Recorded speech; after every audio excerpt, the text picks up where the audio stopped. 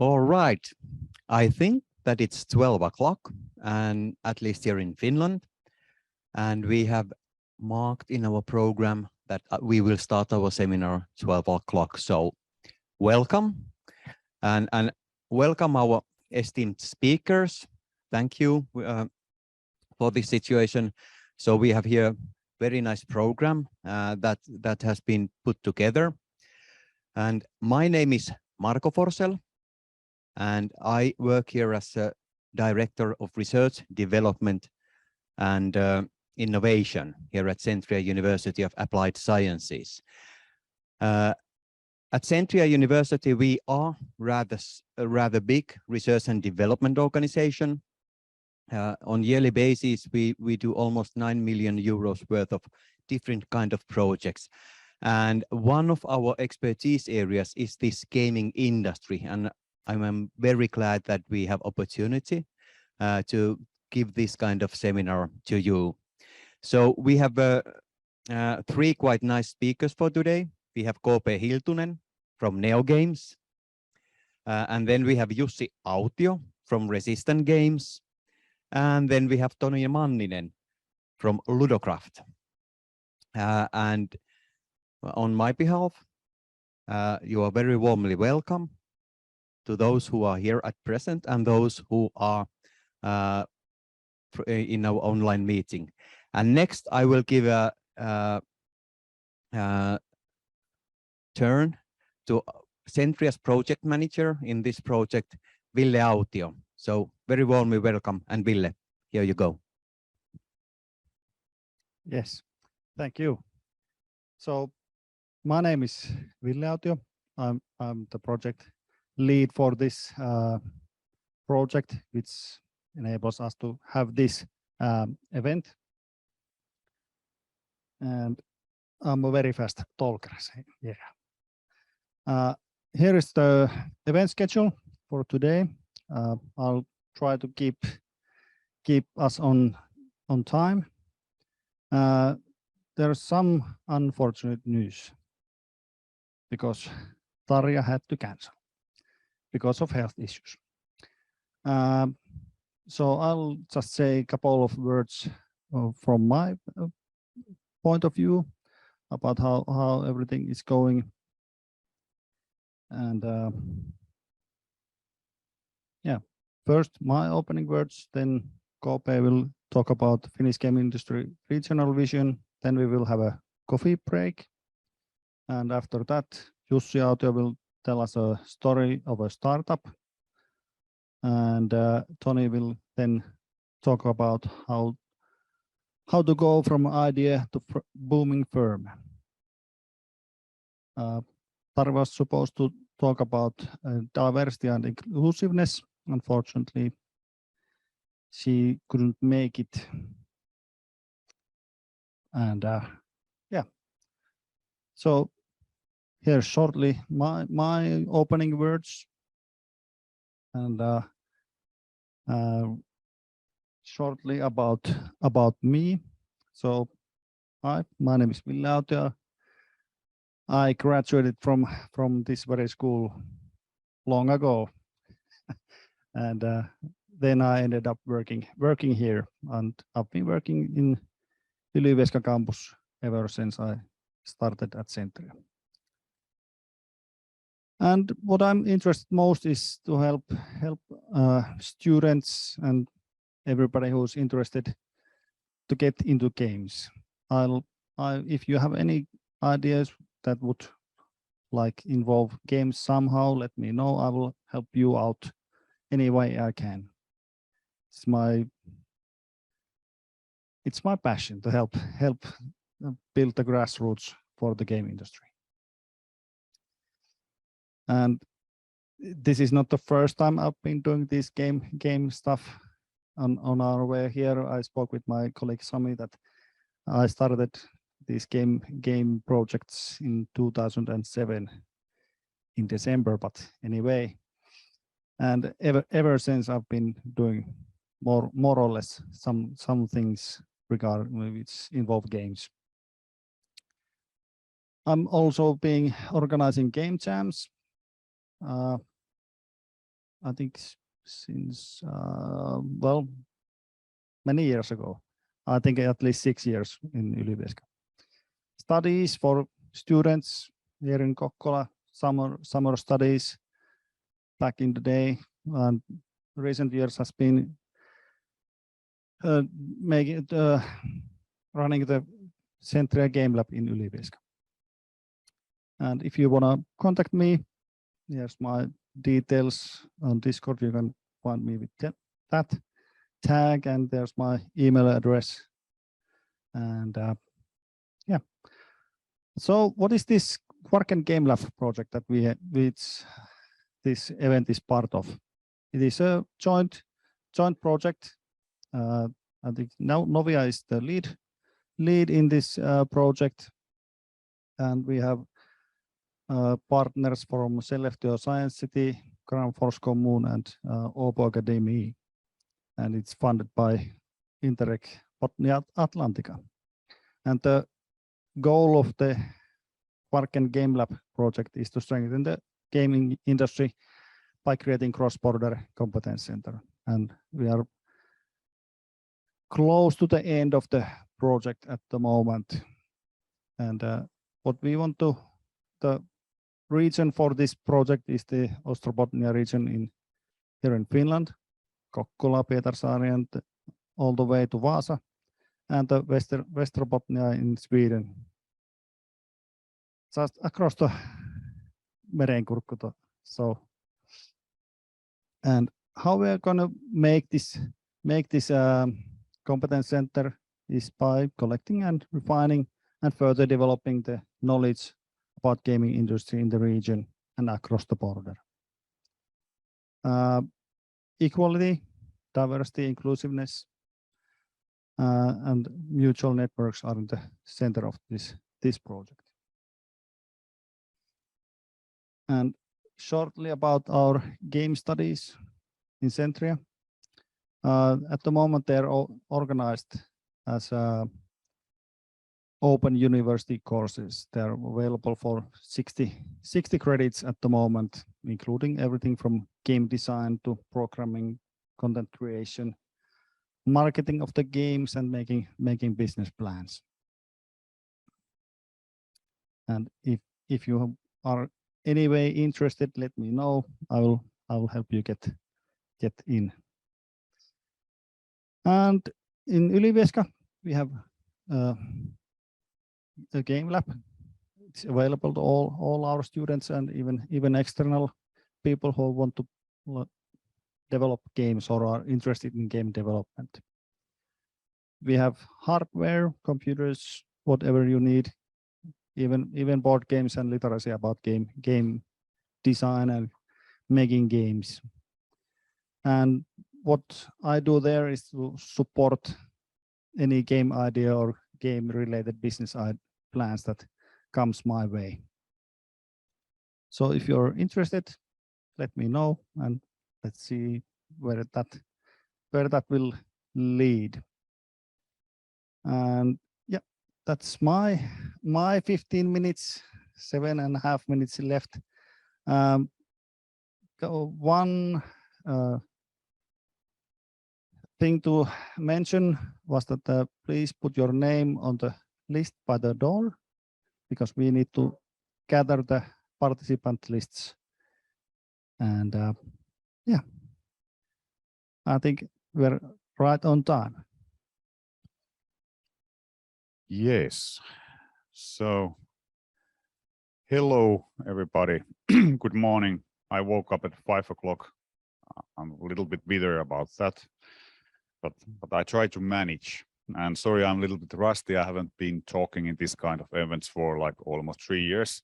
This is my first time for a live audience for quite a long time. So my apologies already in this phase. Yes, so my name is KooPee Hiltunen. I'm the director of the Neogames, which is the hub of the Finnish game industry.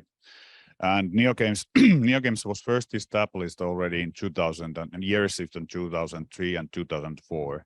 So we have been doing our activities 18 years or so. So we have been following the progress of the Finnish games industry from the very early days of the industry.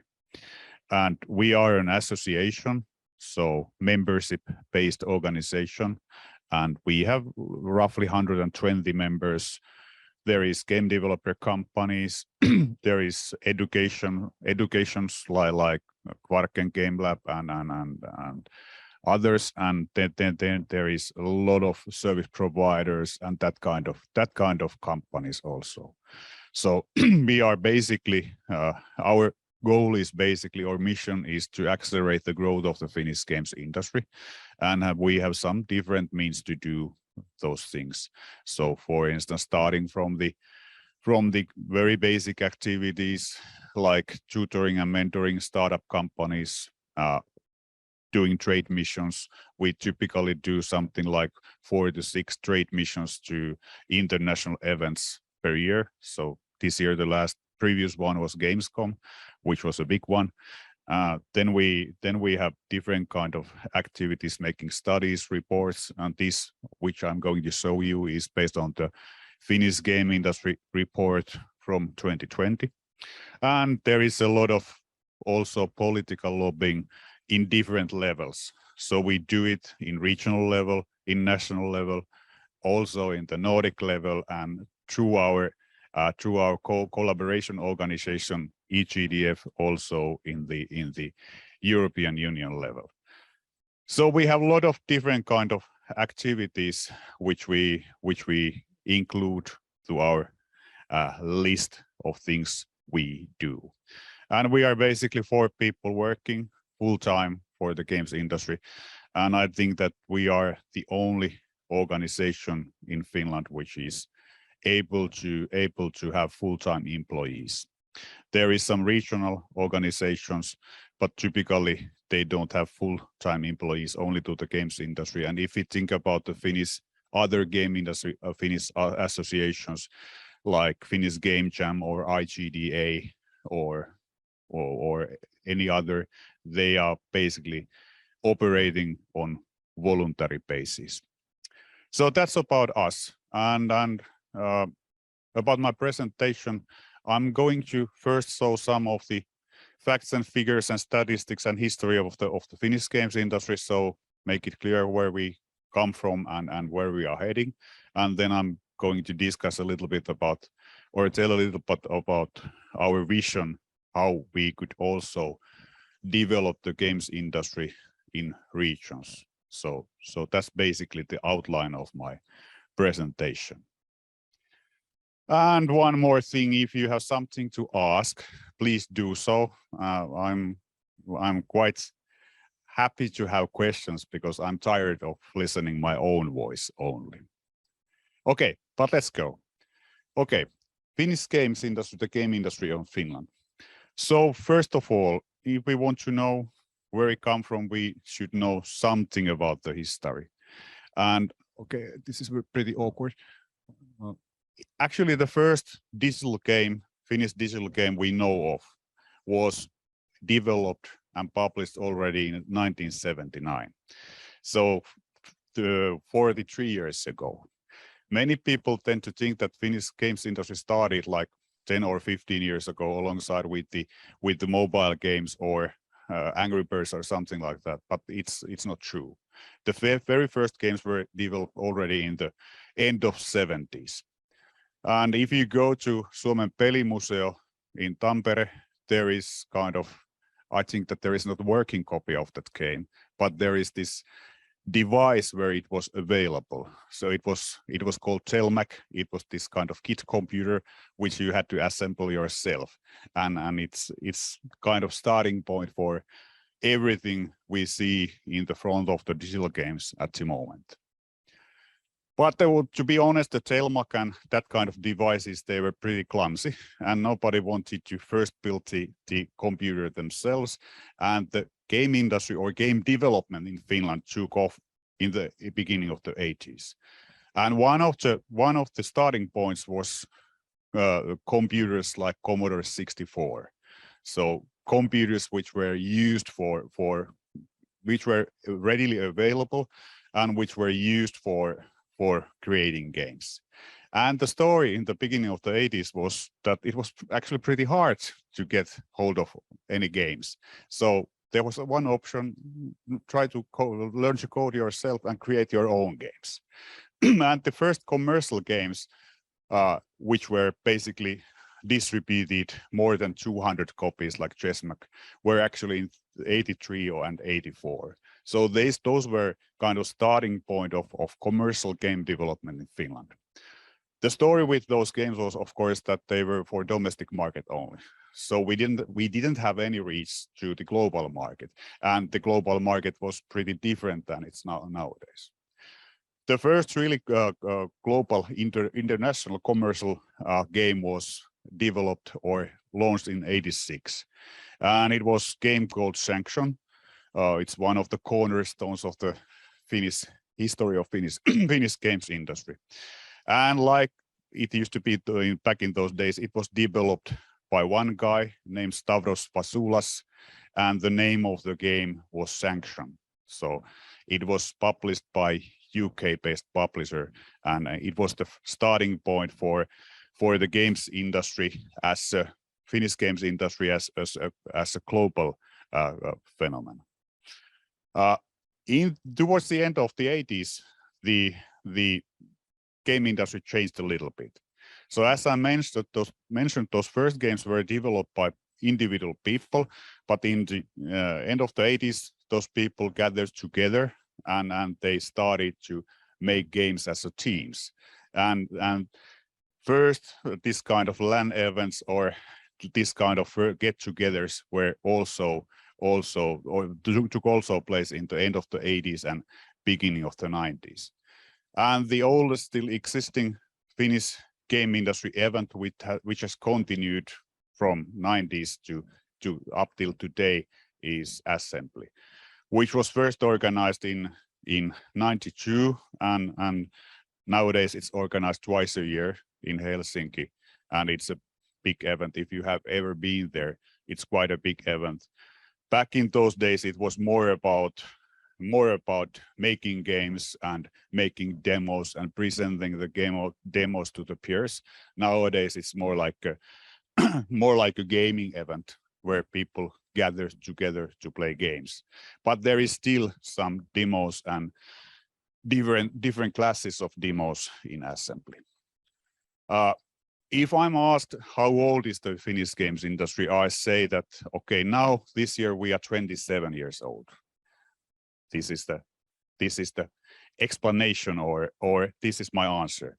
And the reason for that is that the oldest still existing Finnish game companies, Housemarque and Remedy, they were established in 95. And those companies are still alive and kicking, as you know. Housemarque was sold to Sony roughly a year ago, and Remedy is at the moment in the stock market, and it is doing quite well at the moment. It has been growing nicely, and it's one of the steadiest shares in the stock market you can have. So basically, those two companies which started the Finnish games industry, they are still there. The Finnish games industry shifted again in the end of the 90s, or towards the end of the 90s, and it may look insignificant, but it is significant when we go further on time.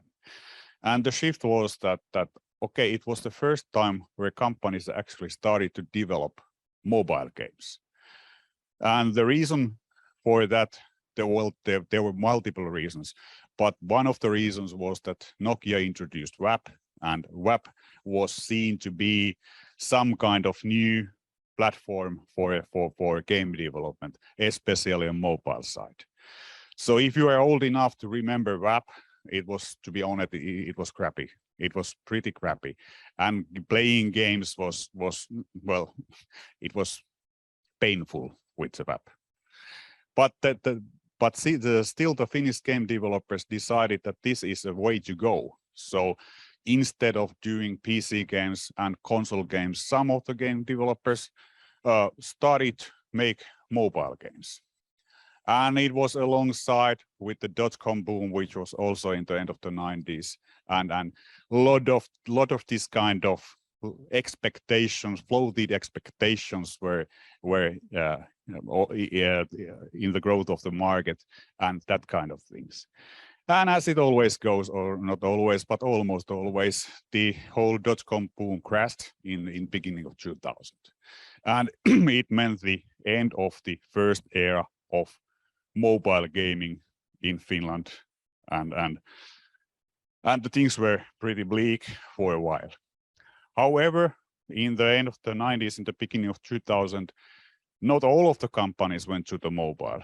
There were still some companies which were doing still old-fashioned PC and console games, and those companies, and so some of the most successful Finnish games were launched in the end of the 90s, in beginning of 2000.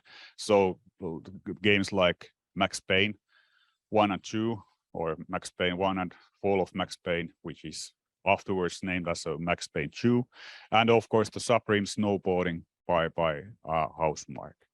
And one of the things, or one of the games, so to speak, we tend always forget is Sulake and Habbo Hotel. So Hotel Kultakala, which later became became Habbo Hotel. So, but the beginning of 2000 was, as I said, pretty bleak. The industry went down a bit. A lot of companies went to bankruptcy. So companies like Spring Toys and Riot E. How many of you have heard about Riot E? There is an excellent, yet not very truthful movie about Riot E. You should see it because it gives you some kind of feeling of what was the sentiment in the end of the 90s. So everything seemed to be going up, and we were happy to ride the rising waves. But yeah, it went down. And yes, the beginning of 2000 was pretty bleak. Actually, there was different kind of, there was series of pretty difficult years for the Finnish games industry. So if you think about years from 2001 to 2003, it was pretty bad. But in 2003, Nokia introduced a new device, and this, which you might remember, it was N-Gage. So N-Gage was, yeah.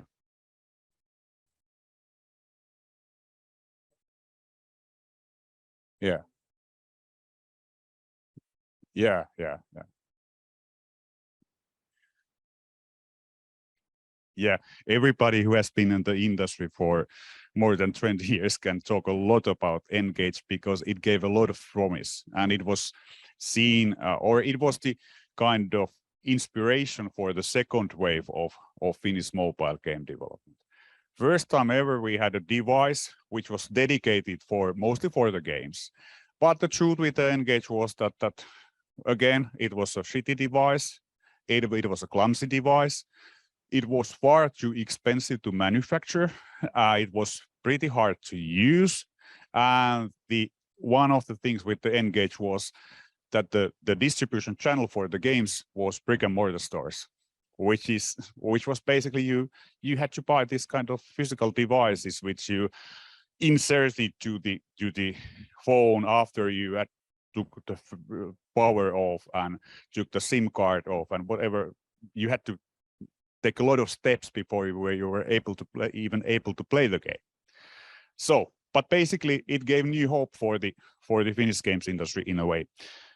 And some of the companies, even big ones still existing today, I would dare to say that they survived those hard years because Nokia was investing money not only to the device manufacturing and that kind of stuff, but also for the game development.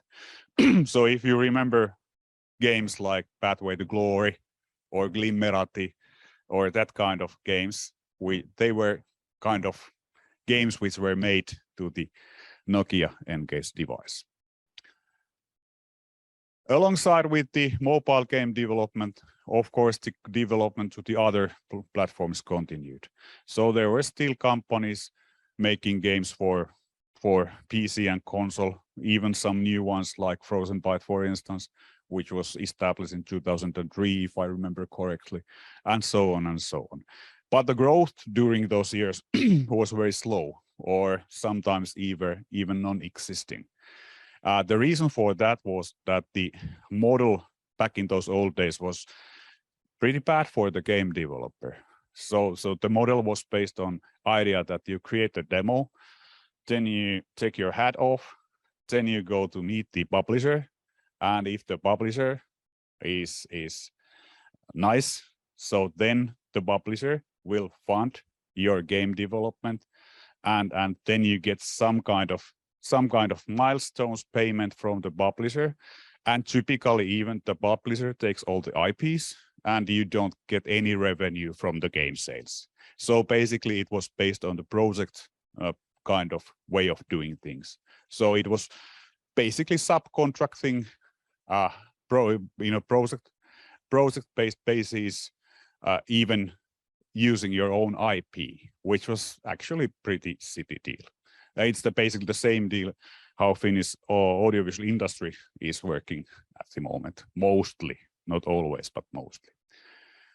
But there was a change coming, and the change was again in the mobile. So you see this kind of continuation. First went to mobile with web, it went down. Then we went mobile with Engage, it went down. Then we went mobile with mobile distribution channels with Apple and Google. And this was a revelation for us.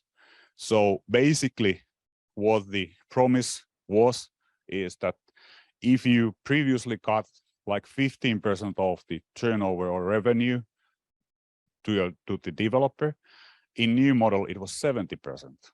You had got 70% of the revenue. You had multiple revenue sources. You had like ads and everything, plus game sales ads and so on. And then of course you have very close connection to the player.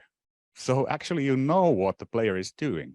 You can get all the info about what player is doing, and then you can adjust your game accordingly.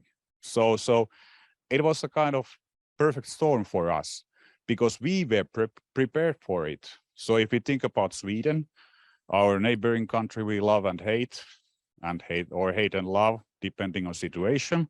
So they were more prone to the old-fashioned PC and console side development, but we were ready for the mobile game development. And I think that the first big hits in that new promised land was actually Angry Birds. And now we come to the Angry Birds. So Angry Birds was launched in December 2009, and some may think that it was an instant hit. No, it wasn't. It wasn't an instant hit. Actually, the sales number for Angry Birds in first 3 months was like 2 million copies, 3 million maximum. But then Angry Birds sales took off. There was some lucky coincidences. So one of them being that the Swedish slalom skier at some point during the Olympics told that if I want to relax, I play Angry Birds. And Angry Birds became this kind of talking point for people. And it took off quite slowly. I remember I was in TV, morning TV with Mikael Head in it was April or May 2010, and then the sales figures were like 5 to 7 million. I met Peter Westerpakka in Gamescom in 2010, which is in August, and then the Peter Westerpakka told me that okay, now we have sold 10 million copies, and he told that we are aiming to 100 million copies, and I was like that, Peter, you have forgotten your medication again. So at the moment, Angry Birds, different kind of versions of Angry Birds, altogether 17 games, they have been sold like over 3 billion copies. So that's how much I know about the game industry, or knew then. Okay, but it was a perfect storm for us. And if you think about games industry, one of the things which is required Now even more than ever, but which has always been a requirement, is money. And who has the money? Investors have the money. They have the money. They have loads of money. They have more money than they can actually spend. And success of Angry Birds gave the investors a brilliant idea that if there is this kind of company in Finland, there might be more of those companies who are actually able to pull off this kind of tricks. And they went crazy. They started to invest, look for Finnish game industry, started to invest to the Finnish game companies. And some of those investors were more lucky than the others. And some of them actually gained a lot of profit by investing to the Finnish games industry. It was a kind of heyday, or the first heyday, and I don't refer to the Supercell game yet, but it was the first heyday of the Finnish games industry, mobile side. In 2012, as we remember, Supercell launched their first game, which was Heyday. And Heyday was the first game which was actually able to introduce two very crucial things to the mobile game. One of them is in-app purchase mechanics, which had been used in online games like over 10 years in Asia, even longer. And they were also able to introduce a new kind of user acquisition mechanism, which they kind of have been redefining from that point on. And Supercell was, well, not instant hit, but the turnover of the company grew in like 3 or 4 years from like 20 million to 1.8 billion. And if the investors were crazy after Rovio, they went full mad after Supercell. And this caused this kind of situation that we had a lot of talent already then in the Finnish games industry. And when the investment was available, there was some government support, for instance, Tekes Skene program and so on and so on. More and more people joined the games industry or left their previous studios and started their own studios. And we saw a peak in the number of new startups in 2014, I guess, when we had 55 new companies in the games industry in a year. So it's more than one company per week.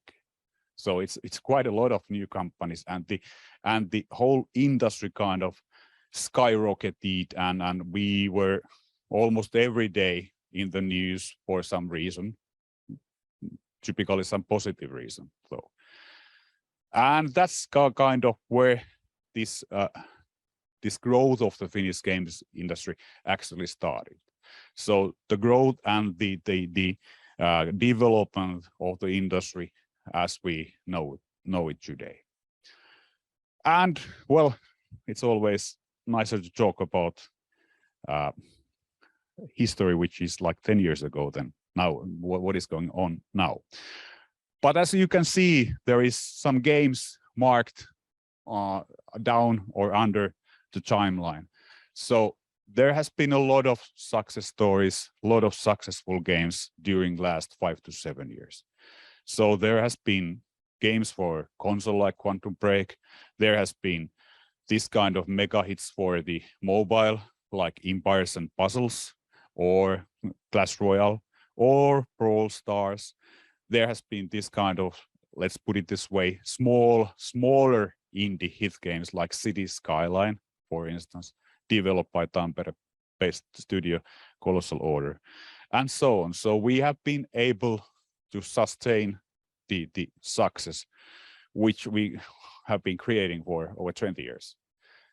And if you think about the last 2 years, as we all remember, those were pretty difficult for many of the creative industries. Or for instance, if we think about music industry or film industry, or maybe almost other creative industries, we didn't suffer too much about the corona. Actually, the game industry was able to grow and grow even faster than it was growing before the COVID times. So that's basically some explanation about the history of the Finnish games. Do you have something to ask?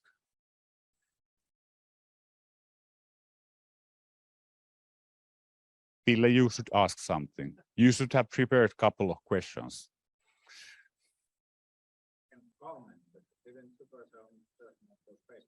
Yeah, that's very true. Yeah. It's one of the. I have had lecture about lessons learned in the Finnish games industry, and this was a very good point because first Supercell was making Facebook games, and as we know, the Facebook games went up like this in 2008, 2009, and they went down like this in 2010, 2011.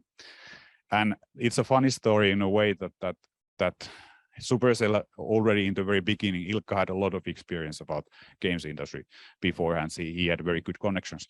So they had a lot of investment in the company, if I remember correctly, like 12 million euros or something like that. And at some point they had this game made ready. It wasn't actually doing bad, but they saw that the market is going down. And what they decided to kill the whole game. No more gunshine. And they went to the investors and told them that, okay, we would like to pivot. We are going to the mobile tablet first game space or game platform because we don't believe this Facebook game platform anymore. And the investors said, yes, okay, if it brings us money, please do so. And they did, and that's the rest of the story is history. But very good point. One of the lessons learned in the games industry, you should be always aware. You should be ready to pivot if you have to. So did you have something?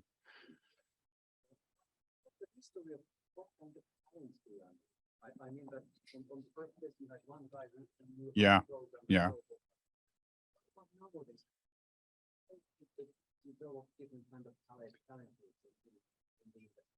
Well, yeah, if you think about the early days of the industry, we had basically very clear distinction of different kind of talents needed. We needed graphic artists, we needed programmers, we needed somebody who was basically like a goalkeeper in the school match, who couldn't do anything else. So he was the CEO or taking care of the business side. And then there was different kind of music composers and that designers and that kind of stuff. What we have seen during the last 5 to 10 years, that the variety of people working in the games and industry, it has changed a lot.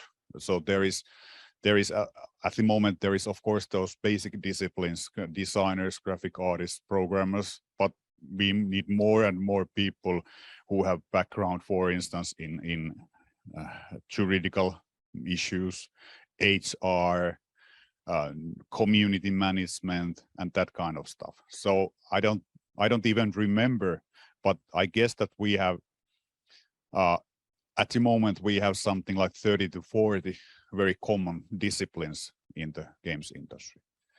So if you think about the games industry, it's not only for programmers or graphic artists or designers anymore, it's for people from very various backgrounds. So there is all kind of people working in the games industry. What we need? Well, we need a little bit of everything, but the highest need or highest demand is still in those very basic branches like programming. But the programming is at the moment, it's not only one thing. There is like 15 or 10 different disciplines or branches inside the title program.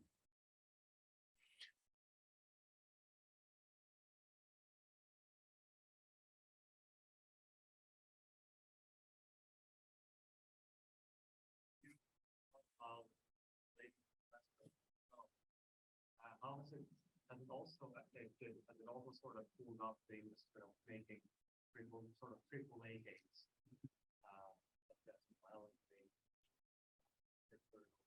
Things like that. How do you feel like it has also contributed from that? Because I can imagine as mobile games get more advanced as well, they move more towards sort of the resource requirements. Yeah. moving into VR and so forth. But obviously, that moving on in terms of what whole experience and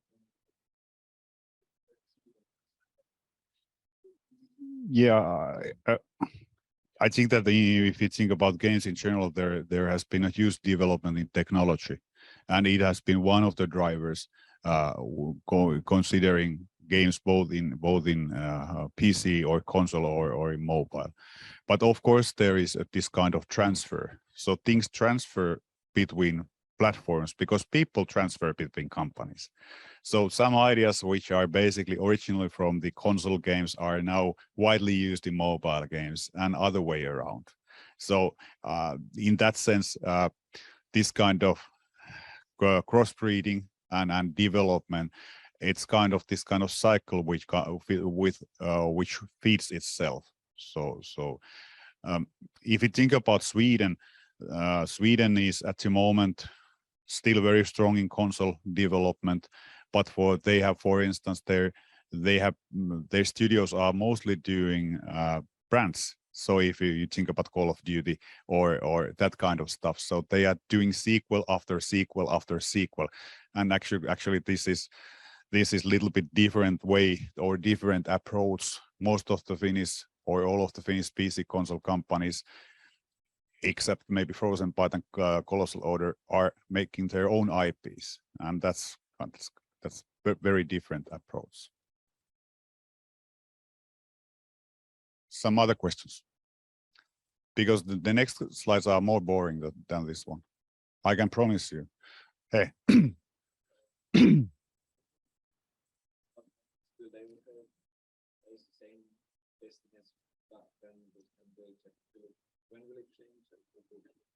Well, yeah. Well, predicting the future is very hard, and typically the best advice I can give is that don't try to predict the future. But mobile games or mobile devices, some sort of mobile devices, are here to stay to some extent, until we all have a plug in our head and we plug ourselves to the matrix, which is the kind of dream which some people have been discussing about in these metaverse scenarios. So, but I don't see that mobile games are or mobile devices as such are going anywhere in the near future. And this is, I think that there is a little bit of analogy in a way that in 1950s, 1960s, when TV was introduced, so some people feared that it will mean that the movie theaters are going to go all the way down. They didn't. They have there is different uses for TVs and different use for TVs and different use for movie theaters. So I guess that this is a little bit of analogy when it comes to what is going to happen with the mobile devices. Yep.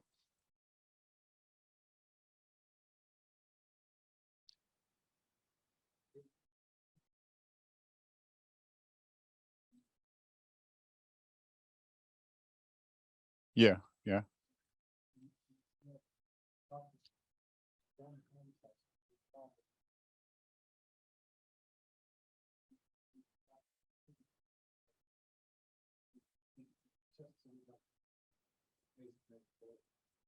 Yeah, that's definitely true. And then there has already been cases where the non-quality content has taken a whole brand down. So if you have a brand, take good care of it and take good care of the quality, because users are the final judge. So one of the things learned in the games industry, I have always said that games industry is the vox populi vox dei. The voice of the people is voice of the god. And if the people say no, it's pretty difficult situation. So, yeah. So, is there something more? So let's go to the boring slides, and I can promise the last 3 slides, they are so boring that most of you will probably go away or fall asleep. I try to be swift with those, though. Okay, so as I said, this what I have been telling you today is based on our study from which describes the year 2020. So this is like 2 years old study. And the reason for that is that making this study, Finnish games industry report, we have been doing it since 2004. It's quite a big undertaking for us, and we do it biannually. So we don't do it every year, we do it every other year. And the new report is coming out in 23 April. So before that, I don't have any reasonable numbers to show, but these are the numbers we have from the previous report. And if I have some info about the situation at the moment, I will tell it to you. But in the end of 2020, the Finnish games industry employed around 3,600 people. And one thing to notice is that we are a little bit, we do this statistics a little bit differently than Statistics Center. We include also the entrepreneurs to the figure. And that's why we don't say that there is 3,600 employers, but the game industry employs 3,600 people. One of the characteristics of the games industry is that around 28% of the people working in the games industry are non-Finnish. So there is a lot of people who have been coming to Finland to work in the Finnish games industry outside Finland. And I don't have figures about some of the other industries, but I suspect that this is relatively high figure when it comes to the non-Finnish employees. So 28, it's more than 1/4, and it's quite a lot. This means, of course, that in most of the companies, not all, but in the most of the companies, English is the working language, at least partially. So if you want to work in the games industry, semi-fluent English skills are bonus. So of course, at the moment, there is a lot of people coming from, for instance, from eastern part of the Europe, and typically they are not so fluent in English, but still English is the working language mostly in the Finnish games industry. Tarja could have been able to talk more about the diversity, but in our last study, the share of the female employees was 22%. So it was almost 1/4 of the employees were female. And if you think about the comparison in Europe, this is a little bit above average figure in European scale.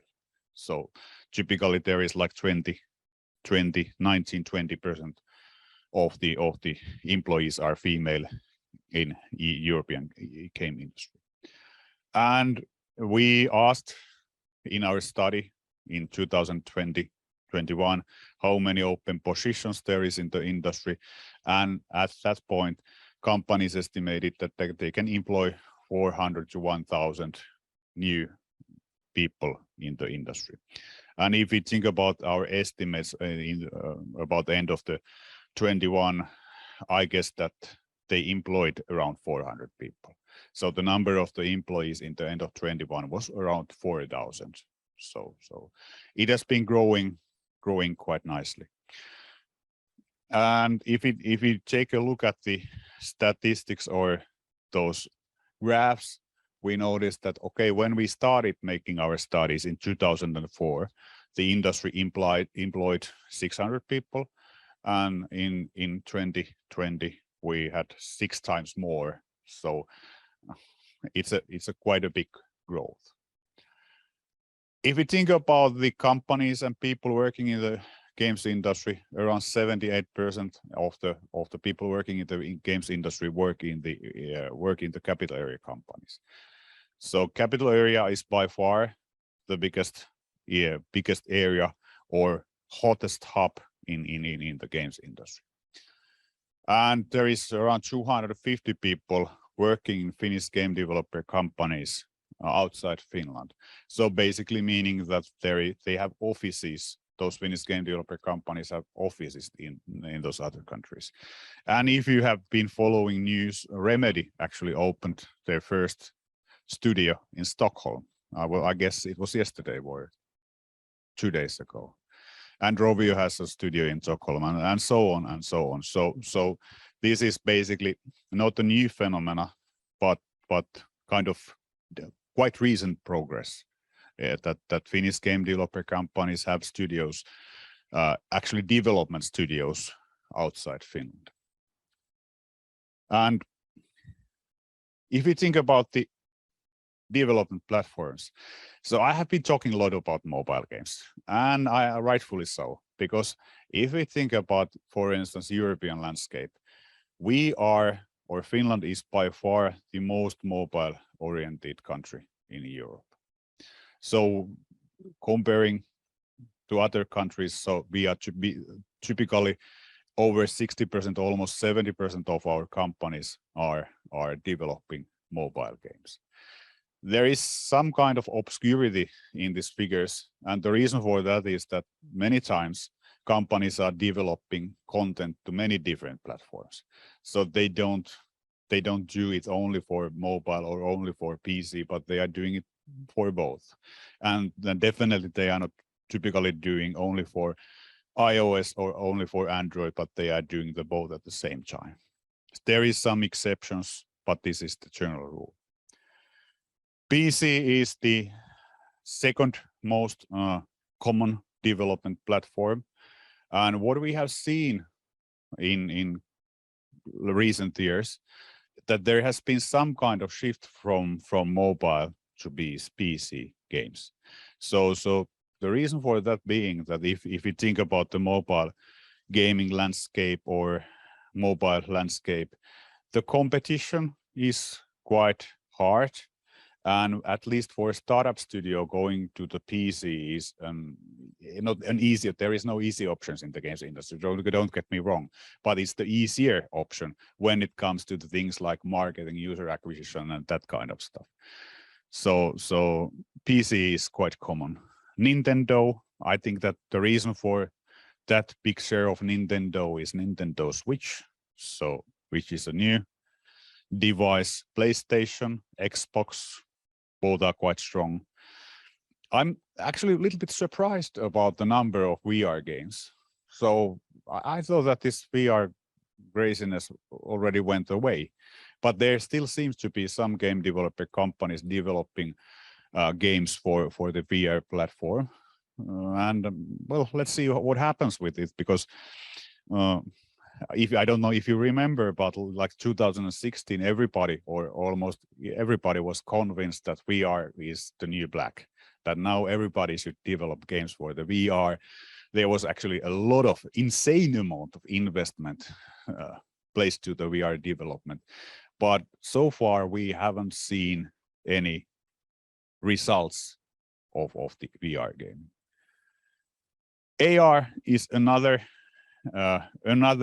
platform which maybe hasn't been able to provide or the promises placed to it. Yeah. Augmented reality. So basically, it's not a platform; it's more like a technology, but it's handled like a platform. So AR was basically games like Pokemon Go, and we can discuss almost the whole day about was it AR or not. It's academic discussion, but we can go for it if you want to. But this kind of AR phenomena is definitely going down.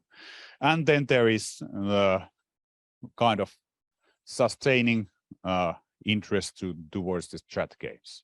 So this is basically games played in the chat. And for instance, at the moment, I think that new platform, there is also some new platforms. I don't know if you heard, but for instance, this meeting tool, Zoom, is actually planning to have some kind of games inside Zoom. So it could make the online meetings a little more interesting, I guess. And as such, it's a good idea. But it seems to be, or it seemed to be at least a year ago, that everybody is going to the games. Netflix acquired Next Games, so Netflix is basically also interested in games. So it seems that this kind of new platforms or new venues for the games are popping up. Yeah.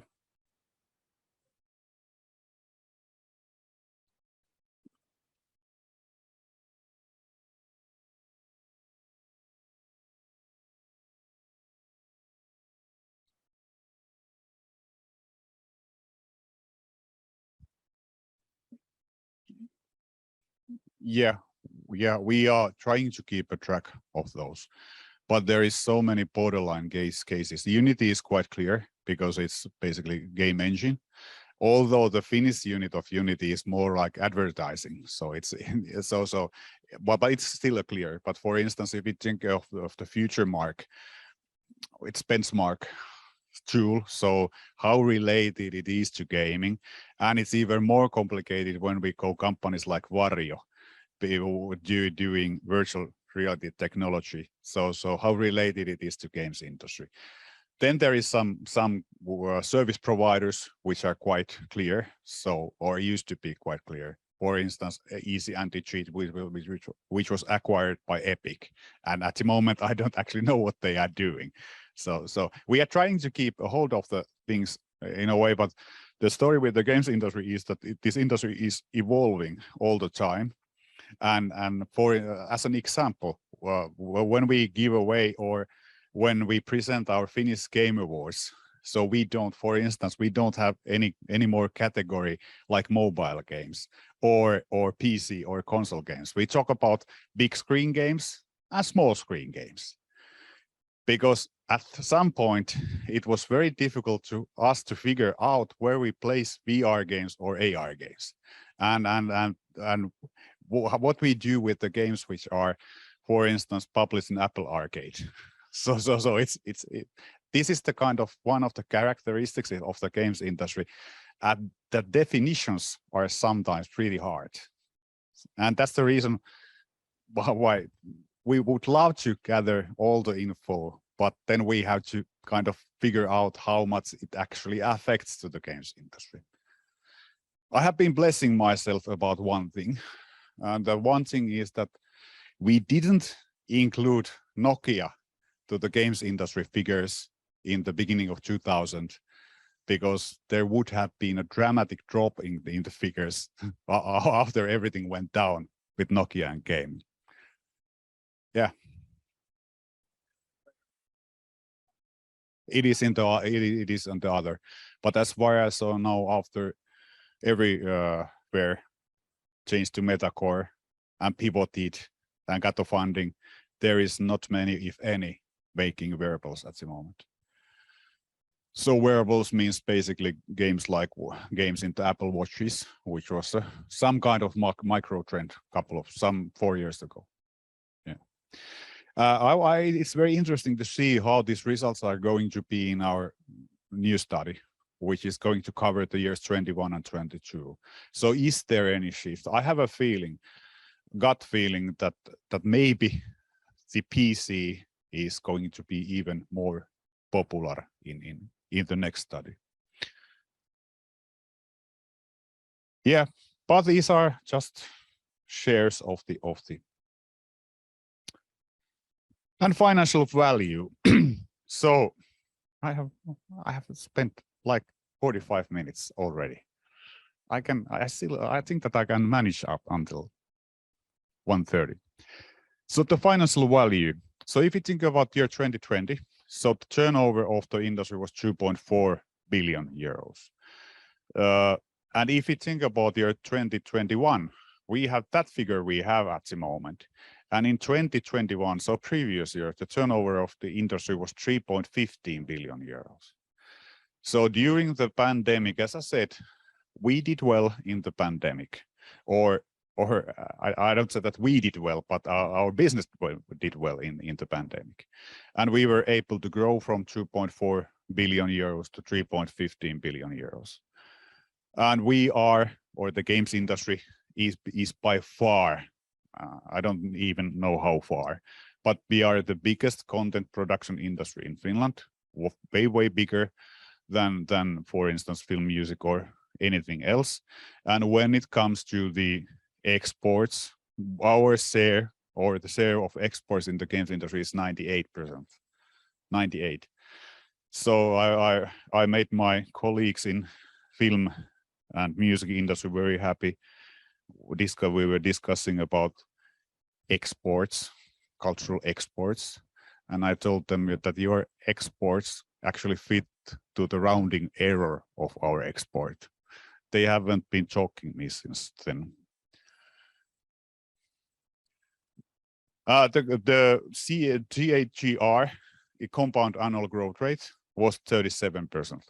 They basically mean that if you had invested in 2010 certain amount of money to the industry or to the game industry, how much your investment would have grown per year.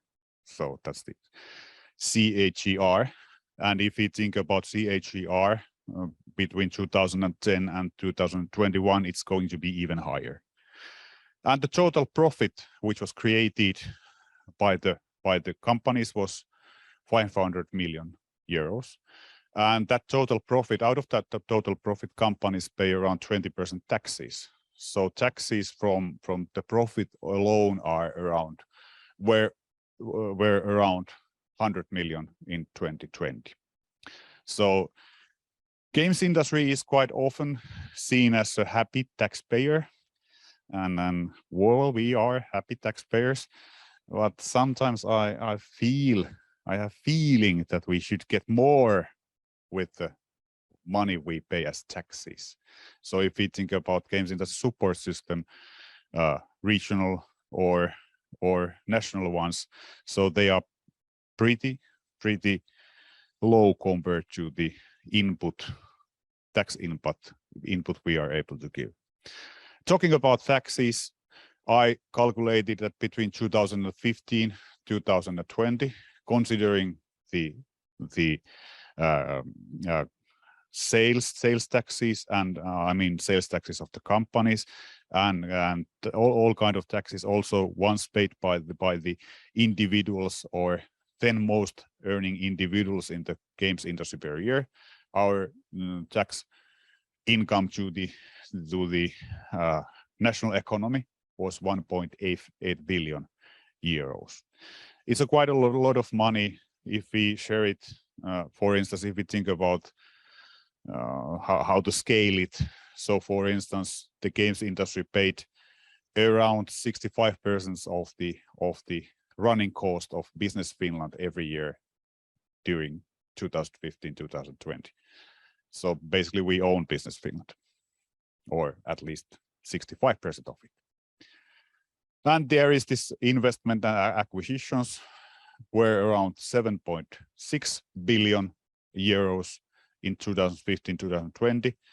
And talking about the resilience or the games industry as an investment target, in 2015-2020 there were 16 studio acquisitions, and there has already been some studio acquisitions this year. So it's, let's put it this way, that for some reason Finnish games industry or Finnish game companies are seen as a good targets of acquisition. At least I have, or I get calls almost every week about companies who are willing to buy Finnish game studios or open up a game studio in Finland. Yep.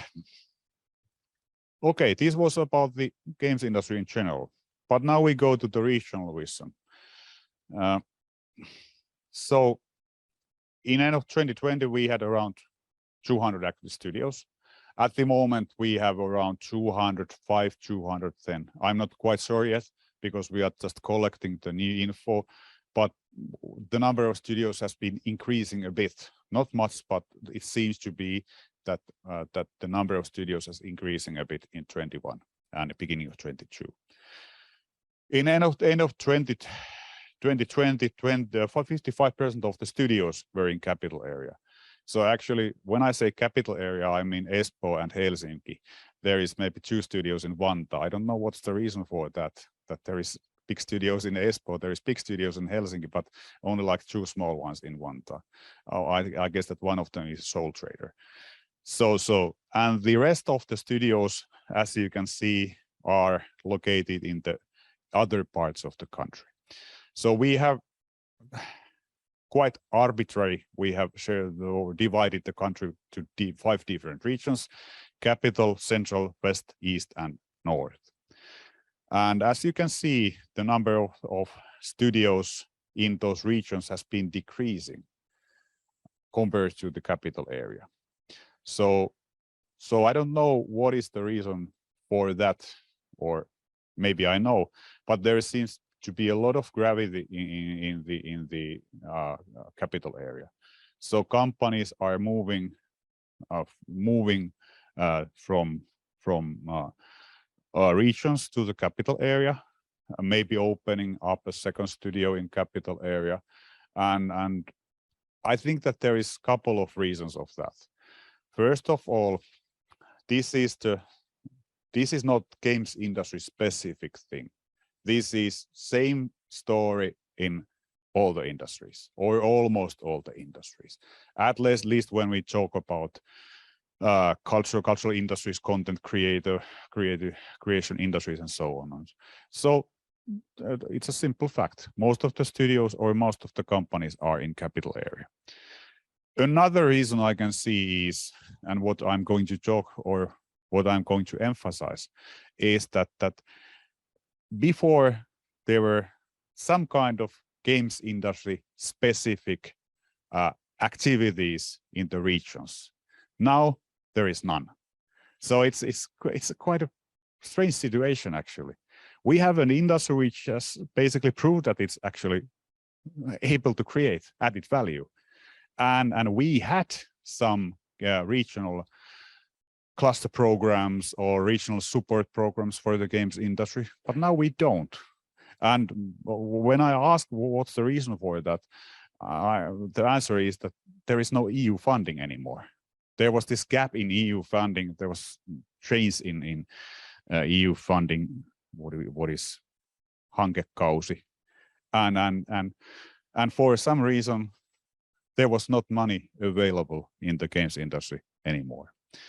And I don't want to be discouraging in a way, but it seems to me that this kind of support program, games industry specific support programs, have been the key to develop the industry in regions. So if we think about, for instance, the region which is doing the best at the moment, Tampere region, so there has been some game industry specific programs. Now there is no programs, but there is still very active Tampere Game Hub, which is basically feeding the games industry, doing different kind of things, collecting money wherever they get it, and is able to provide this kind of support for the new game companies. I know another region which has had a lot of or some kind of, or actually a lot of different kind of games industry specific activities is Oulu. And Jussi and Toni are going to tell more about how Oulu get it right in the first fun, and then they basically messed it up all the way. So it's a little bit bitter story. I hope that they can do it without weeping too much. So, but that's the story with the regional development. That okay, we need to have dynamics. There should be some dynamics of the industry inside the region. But when there is dynamics, there is certain amount of people who are willing to do something, set up a studio or something like that. Then there is a room for different kind of support activities. And with those support activities, they can't create the dynamics. They can't create the games industry to a certain area, but they can definitely feed the games industry. Give them different kind of things the game industry and the startup studios need. And if everything goes as planned, so one of the good example is Kajaani. So I don't know if you know Kajaani, but there has been a couple of success stories in Kajaani. One of them, for of course, Critical Force Entertainment, which was actually successful some almost 10 years ago. And the newest one is the Stumble Guys, Kitka Games. So which was basically maybe one of the most clever moves they did, what I have seen for years. They created a game, Stumble Guys, very successful. The Stumble Guys was actually doing quite well. The turnover was millions and millions per month.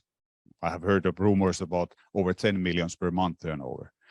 Then some investor got interested of them, and I was pretty sure that they are going to sell the whole damn company, but they didn't. They sold to IP. They maintained the company themselves, but they sold the IP, Stumble guys, which basically means that also in the future, there is going to be Qvarken Games in Kajaani.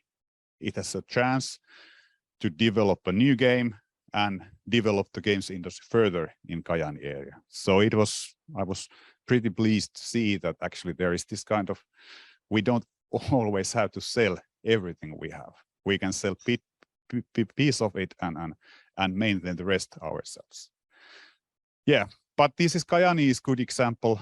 They have had game education since 2004, and they have had different kind of activities, not anymore, but they have had different kind of activities.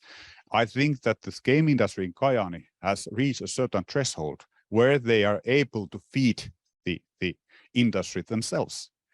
But to achieve that threshold requires some public funding. And that's my reasoning when we talk about games industry and public funding. So it's a long-term process. In Kajaani, it took more than 10 years, but it might be a very rewarding process.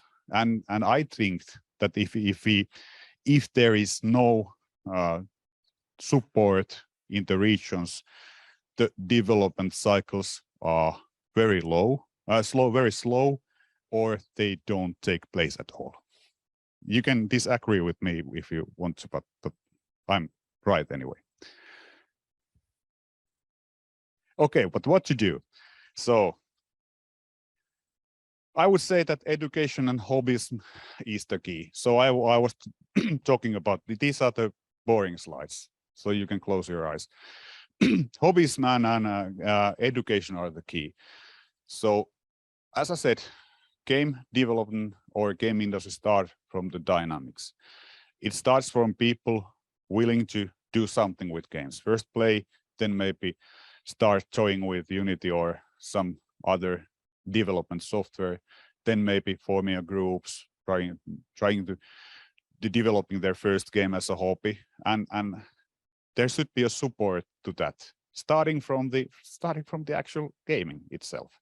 So esports, although it's a separate phenomena, it's one of the gates to the games industry. Then there should be some kind of game education also in the primary and lower secondary schools.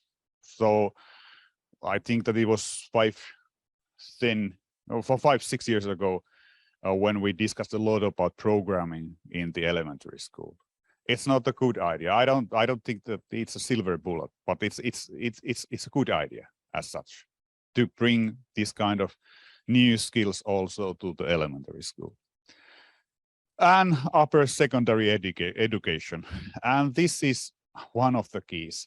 So if you want to develop games industry in certain region, you need to have education. That's what we have seen happening in Finland and also outside Finland in other European countries, is that the game industry can only flourish in areas or regions where there is game education.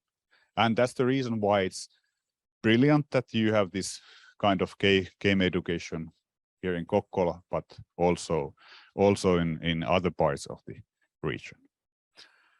One of the things which is often forgotten, that game education is not so expensive than something else, but it should be budgeted properly. Proper tools, proper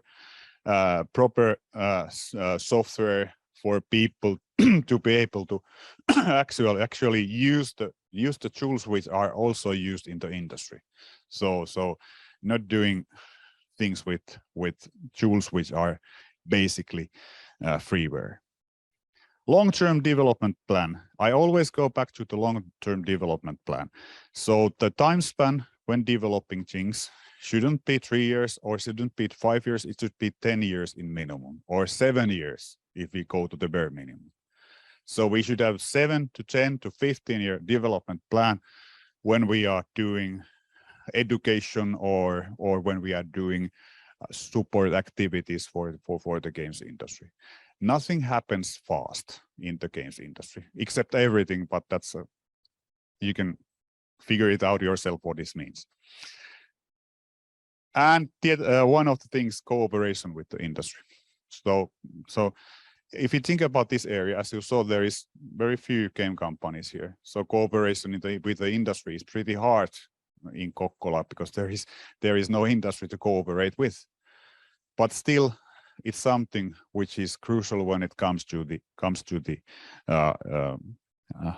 education. Then another is, and as Jussi mentioned, I guess, or Ville, or somebody said something about incubators, accelerators. So this is all again the Oulu Game Lab story. Jussi is going to tell you, weeping. So we need to have incubators, we need to have accelerators, and we have to be realistic in a way that not all the game companies succeed. Actually, most of them don't. So we have been using word incubator. I don't know if it's even proper English word, but we have in Finnish you've been using words hautomo ja hautaamo. So why so? Because the truth is that whenever, even in the region, we are trying to develop companies. Okay, we are developing funding companies to develop, but what we are actually doing is that we are also funding the individual growth of the game developers. So even if the company doesn't succeed, it doesn't mean that those individuals, they don't succeed. They make a mistake or they go down with the company and then they set up a new company. The asset is placed to the individuals, although we seem to be investing to the companies. And what we have seen in healthy ecosystem in many times is that the first round studio is likely to fail, but there is always possibility to set up a new or go to work to some bigger studio, or there is multiple ways to continue activities in the games industry. And one of the things I think that we all agree on that is that funding for the game development itself, so game establishing funding for establishing a game company and funding for the content creation. So in Finland, we are pretty well off with the business funding and technology funding because of Business Finland. But we don't have any funds for the content creation, and still the content creation is in key because we are talking about content industry. And I don't know if there is any regional funding available anywhere for content creation, but there should be. And if Timo Ylikangas would have been here, he has some pretty elaborated ideas about that. So how to create content creation funding in regions. And this is the most boring slide. Making Finland the top destination. You might think that this only comes to big game industry hubs like Helsinki.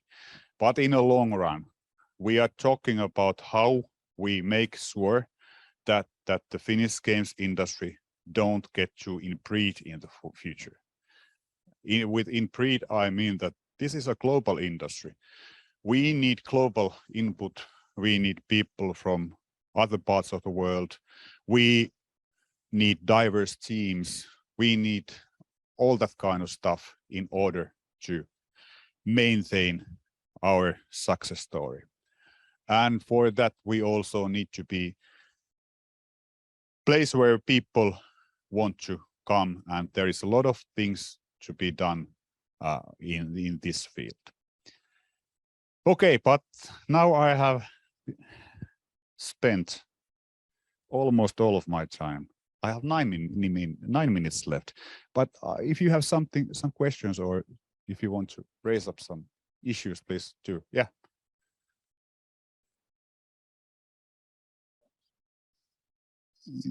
Short answer: it could be combined, but I don't know how. So that has been kind of problem in the difference between the games industry, as we see it, and the arts is that games industry is business, and arts typically is not. So art production is typically not business in Finland. So that's the basic problem. It doesn't mean that they can't be combined, but there is a difference in mentality.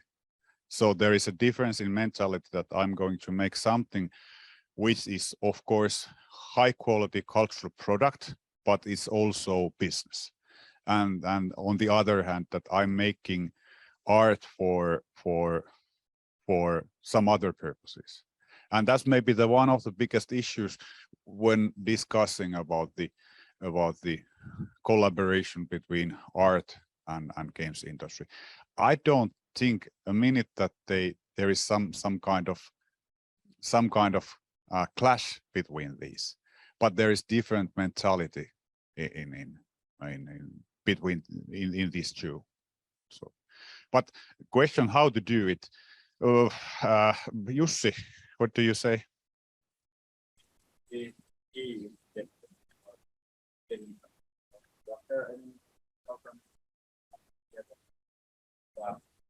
Getting them to work together. Yeah.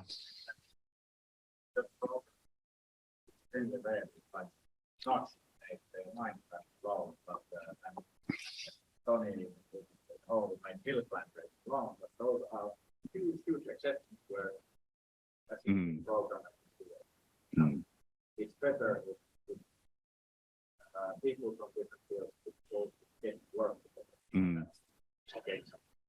Yeah. Yeah.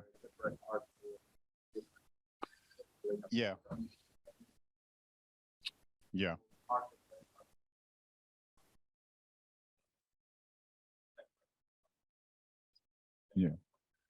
Yeah, I think that it was as good answer as it gets. Another thing is, of course, that the world changed quite a lot with COVID to the positive direction, in a way that now we are more aware of the possibilities of the online resources, and we have seen it happening also in the professional game development field, that people or teams are more and more able to do things do things also remotely. So my answer would be along the same lines as Jussi's. So if you want to combine those two different crafts, so to speak, so then you should get those people, discuss with each others, do things with each others, and see where it goes. So what was the first question? I forgot it already. Yeah, well, basically, I think that there is a couple of things which are better in regions than they are in capital area. One of them is that cost of living is way lower. So if you think the capital areas like 20%, 30% higher cost of living, then there is maybe there is environment is nicer. Although capital area is, of course, doing everything to be as nice as possible. And then I don't know what is the situation with the schooling in Pietarsaari, but at least if you think about, for instance, people coming from abroad, they bring their family with them. They are top-notch programmers, they bring their family with them. Where they get the English schools, where do they get the English kindergartens, that kind of stuff. So actually, short answer would be services. So what kind of services you can provide, how easy it is to those people to get those services, how available they are, and so on and so on. So I would say that the only way to compete with the capital area is to create at least to some extent nicer environment. And what that nicer environment on is that that's something which is hard to define, but I would start from the services, because what we are going to see not only in Finland, but we are going to see in the European level in the future, that we are not only going to compete with the traditional hard values, but we are also entering to the competition of services. Who has the most, who has the best healthcare, who has the best taxation policies, not only taxation policies, but the most functional taxation things, who has the best immigration policies, and so on and so on. And these all come all the way down to the also to the regions. Yeah.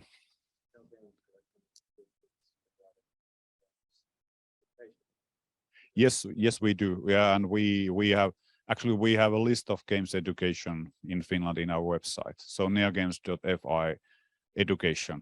So that's where you can find it and where it's listed. Yeah. It is the same. It is the same because people actually, even the people in the games industry and tech industry, they appreciate the quality of life. How you can provide the quality of life. It's not about being in the hectic big city, and Helsinki is not a hectic big city. If somebody wants to be in a hectic big city, it's not Helsinki. So what is the quality of life you can offer? But now, before Ville carries me away, thank you everybody, and let's have a cup of coffee. Thank you.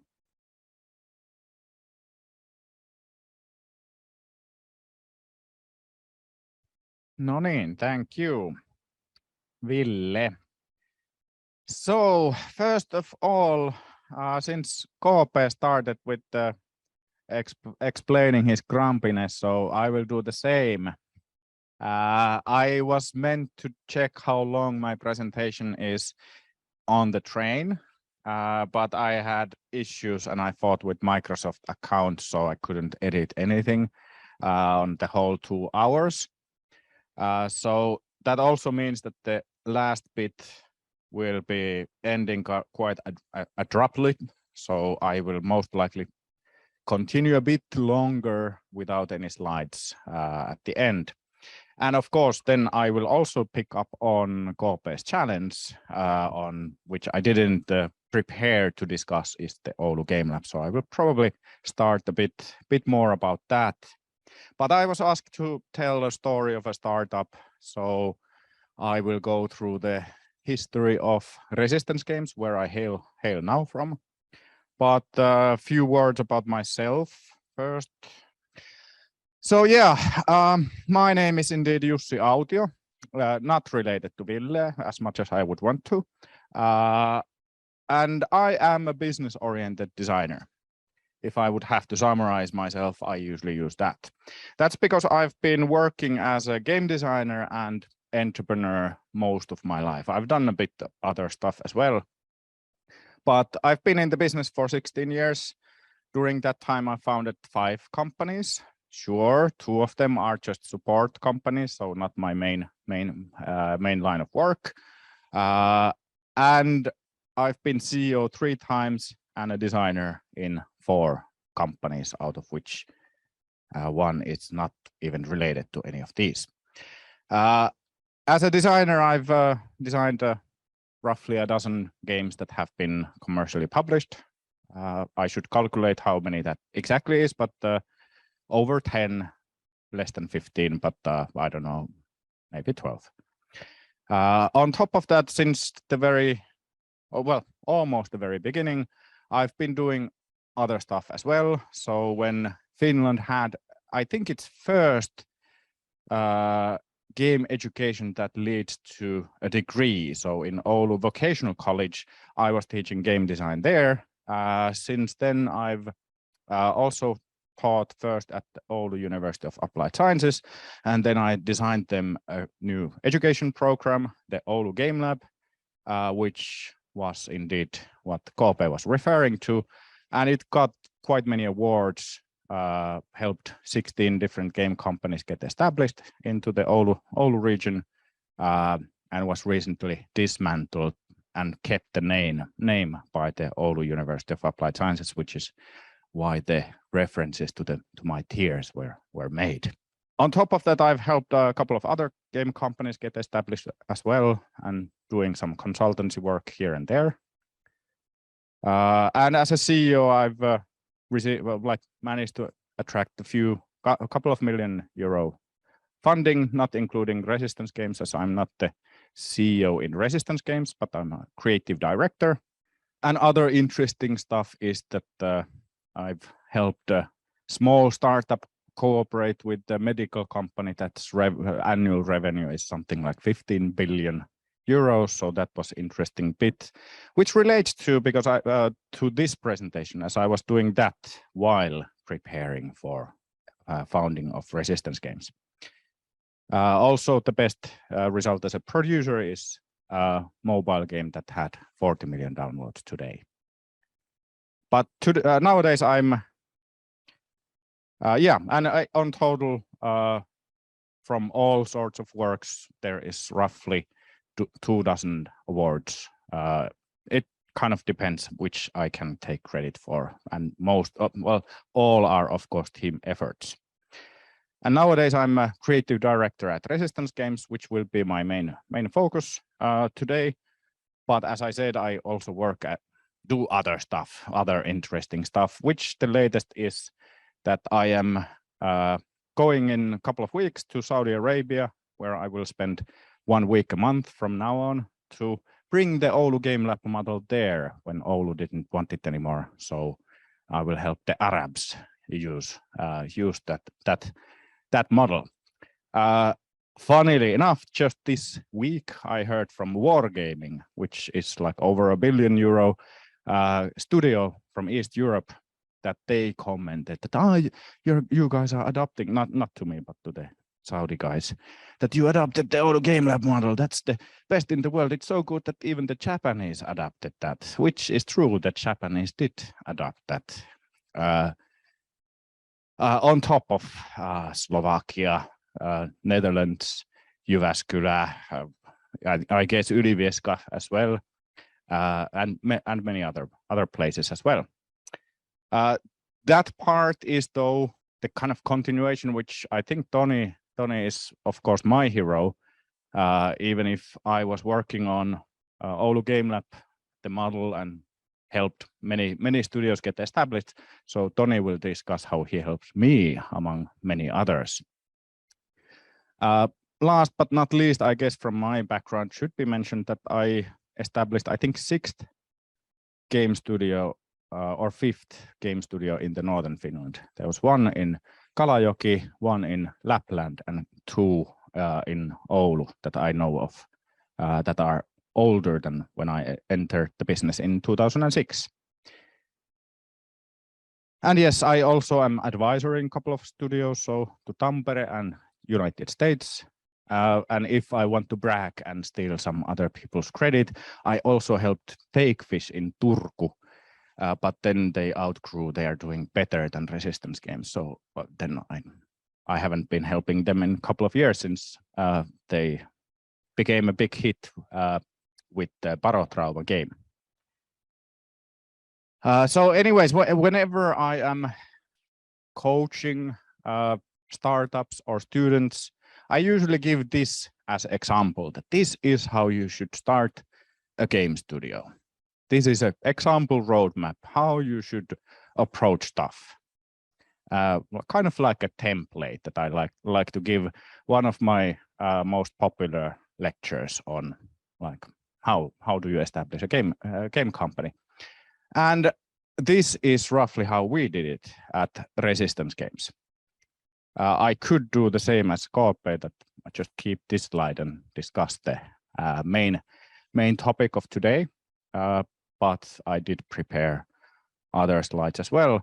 But there are some similarities. So I do like to think that I do like I teach. So we did start with pitch decks, we made a gameplay video, then we made a demo, and then we signed a game, even though we then signed a game that we didn't have a demo. So it's a bit different. And interesting story, which I'm going to discuss next. So the birth of Resistance Games relates quite strongly to me leaving a company called Reborn back in 2017.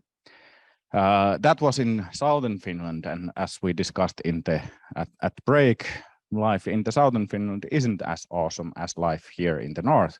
So I wanted to come back north and start a company here. So I did get jobs. I did some consultancies and worked with Qvarken Games as well, and was preparing for Resistance Games. Well, if I would say that way, that would be twisting the truth, because originally no Resistance Games was supposed to be founded. Original plan was that I move back north and join an existing company, but I helped to elevate that existing company to new heights, and also bring some other veterans with me, so that I know that, well, then we can deliver some awesome stuff. So how that part started. So at the same time, I'm also working elsewhere. So this was happening on the, like, this is the story of Resistance Games. So not my full time was spent here at this time. The reason why this way is that same as with your own personal CV. Like if I apply for a job, it's not the same as freshly graduated student is applying for a job. So the world is not fair, even if that freshly graduated student would be as skillful as I am. But there is not evidence of those skills as much. So it's not really related to the skill level. But same applies to companies. Like if you want to establish a AAA studio, well, good luck with that, because nobody will fund your AAA studio instantly, no matter what demigod you are. Well, maybe if you're a demigod, you've created a civilization game or something huge, then maybe it's a different ball game. But usually the story goes that, well, also the track record of a studio matters. So the idea was to ride on a pre-existing company's track record and just help elevate that to the new heights. And that brought results. We developed a new concept called Autio, which photo is there. The photo is not from those years though. And we did collect the first win. So we won PC Connect competition, but sadly we couldn't ride on that. So that's something that sadly had to be, we've had to be quite quiet, because if anyone would Google that, would find the original company where that was supposed to take place. But then plans changed without going too strongly into the details, that plan became unviable. So then we decided that, okay, well, maybe we then start working towards completely new studio. This would, of course, have other twists and turns, because then where the name Resistance Games comes from is also another interesting story. Would relate to Tony as well. But anyways, at this stage, the founding team of Resistance Games, 6 out of 8 were already there at this moment. And we did have at this stage, quite early stage already, a publisher that is ready to fund 50% of the project as long as we provide the rest, which is great because we are in Finland. Finland is one of the best places to start new game studios. Why? Because we do have public support as well. So we do have Business Finland, and up here in the north we have Ely Centers as well, which is better than in the capital area, because is Kokkola at the same Ely region as Mid-Finland? Then yeah. Okay, so you are also the periphery. So thanks to us being in the periphery, usually Ely Centers have more money, more EU money than southern and central Finland. So don't forget, whenever starting a new studio, don't forget to check out Ely Centers as well. And that game was this. So I have few videos on my presentation.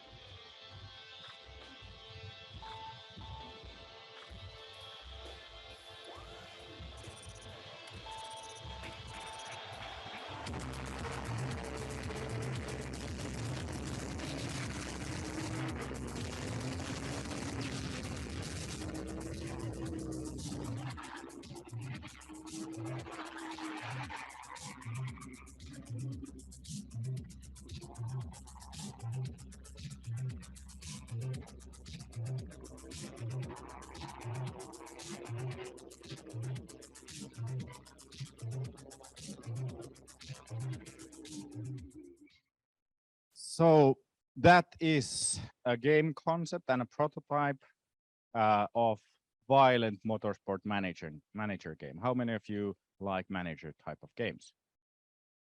At least few. Usually the same as with football managers. I like strategy games and management games, but usually the race in those motorsport manager from Sega, great team building part, but then super boring races. So in Axiom X, you kind of half drive the car. You're constantly giving the driver orders, take the inner lane, take the outer lane, activate your weapons, kill that bastard and focus and so forth. So the goal is to make the race most fun part in a management game. So quite strong, unique selling points with this one. And we did attract, but not just the PC Connect Victory, not just the what I referred to the letter of intent, but we had multiple interested parties on Axiom X. Same as another unique selling point that since we don't drive, we can make the drivers into big characters. And we can change the camera angles, as you saw in the publisher pitch video. That's not a trailer, it's publisher pitch video that explains, so that texts are super important for publisher to understand. So that almost happened. That almost became first game of Resistance games. How many of you, by the way, are already familiar with Resistance games? Raise your hand. Okay, so lots of exciting twists and turns and whatever happens to be the first game of ours. So then we come to summer of 2018 and we are close to closing a deal and ready to incorporate Resistance games. However, that's one of the, I think this one, yes, is where the texts are wrong side out. So my previous company where I was working, I wasn't a shareholder or anything there. Reborn goes bankrupt and I buy the concepts from bankrupt estate at this stage, which I had been creating or co-creating, so that then I love those projects. So then as Resistance games, we can start selling those. So we go into Gamescom of 2018, like the biggest conference with over 300,000 visitors, thinking that we're gonna sign Axiom X. We have already letter of intent in place, and two publishers that we are already discussing terms on Axiom X. However, now I have access to my old concepts, so I happen to show those, in this case, Crime Time, to those same publishers, and suddenly both of them go like, "Whip," and they drop the interest on AxiomX that, hey, this crime time sounds very interesting. We had just spent tons of our free time on making a demo, and that demo didn't matter anymore because then, but XCOM style turn-based tactical strategy game where you punch people in the face instead of shooting them with a gun. That sounds interesting, about organized crime. So that was a bittersweet situation. I want to emphasize that we all worked our day jobs and then worked on the evenings to make the AxiomX demo as awesome as possible. And then, well, just like that, that went out of the window when we thought that we're going to finalize these deals. This is the moment where the rest of the founding team also joins in. So two additional people. And well, basically we continue discussing about a deal now on Crime Time, which is to become the company of crime later when the name is changed. And because of the forthcoming deal, we need to incorporate ourselves. So in August 2018, Resistance Games is founded by 8 people with average experience of 15 years in the industry. So, but I dare say one of the most experienced startups to be started in northern Finland. And we end up receiving 3 publishing offers. One didn't have time to send a contract proposal, but they were going to. And 4th one, Lake Toba, my favorite concept of all time of whatever I've created, is also very close to deal. It goes through with a AAA publisher, the review process. So we are at a very interesting situation when getting incorporated. At the same time, Business Finland we have good discussions with them. We explain that, hey, this is our situation. We would need to cover half of the budget ourselves. So could you please give us some money? And they say in principle that yes, we can. So we go forward with the deal.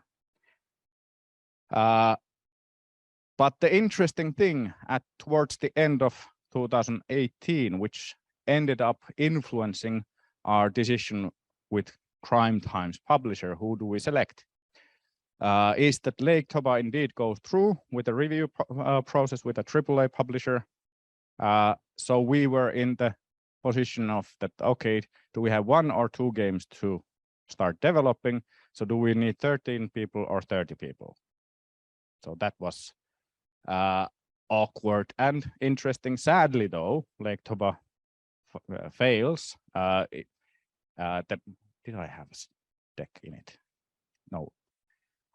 So that doesn't take place at this point because that AAA publisher had never published any strategy game.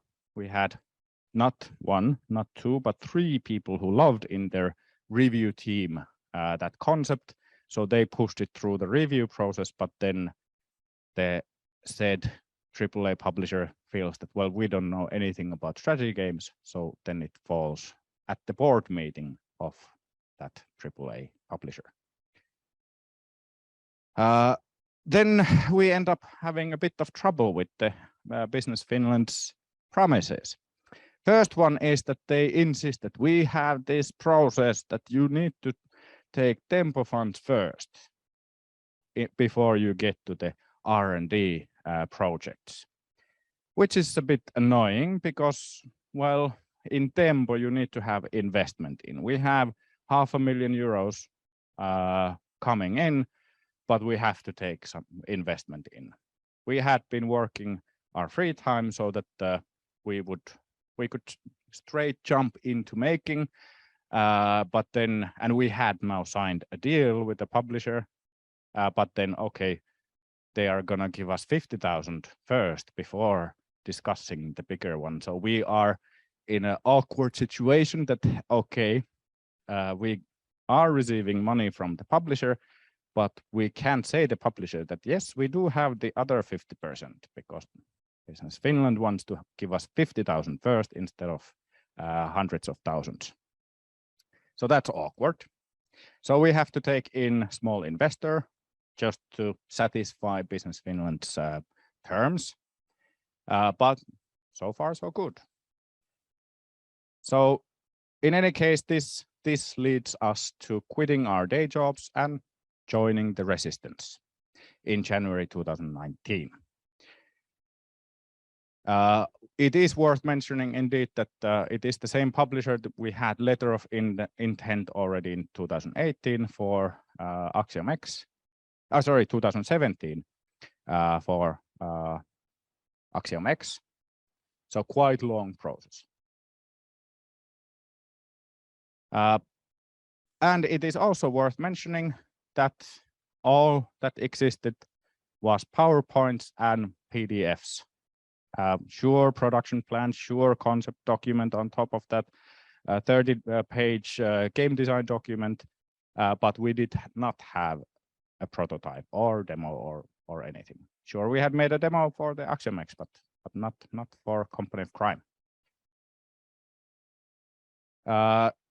Then in January December 2018, just in time that who are we going to hire? So imagine us trying to get some people to apply for a job, then we don't know which project are going to happen. So luckily then it fails fast enough that we know that, okay, only for Company of Crime we need the staff. And then we start developing it. We run out of I don't know how familiar you are with the Business Finland, but they are always projects. So project start, project end. Basically the tempo project ends at the prototype stage. And then we go like, okay, we want to now have the R&D project. So like we discussed, give us more money. Then sadly, Business Finland says that, well, you have publisher money in, but that's not revenue and that's not investment. So they don't accept the publisher's money as our own money.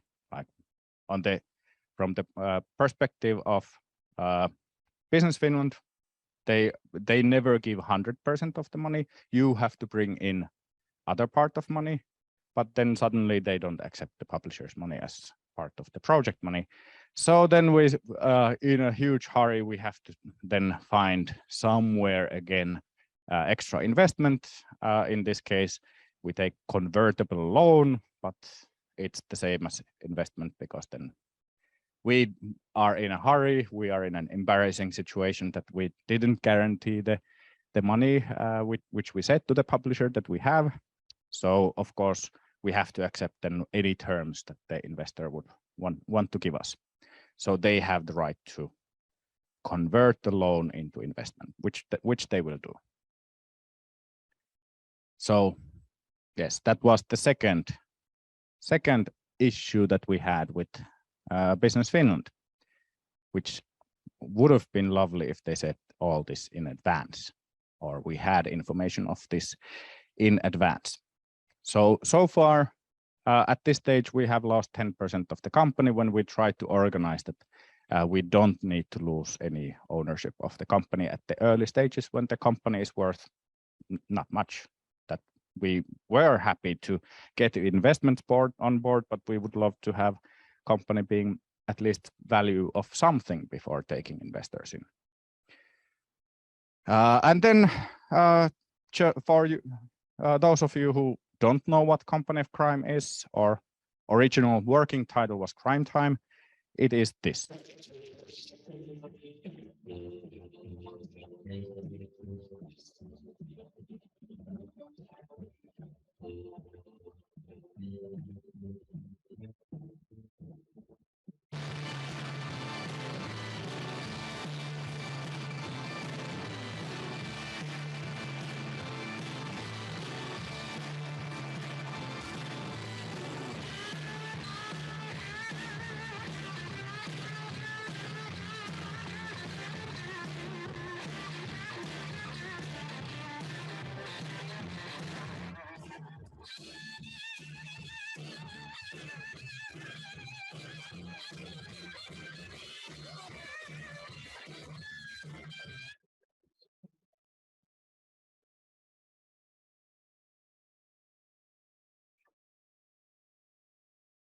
So as I said, Company of Crime is a turn-based tactical strategy game about organized crime.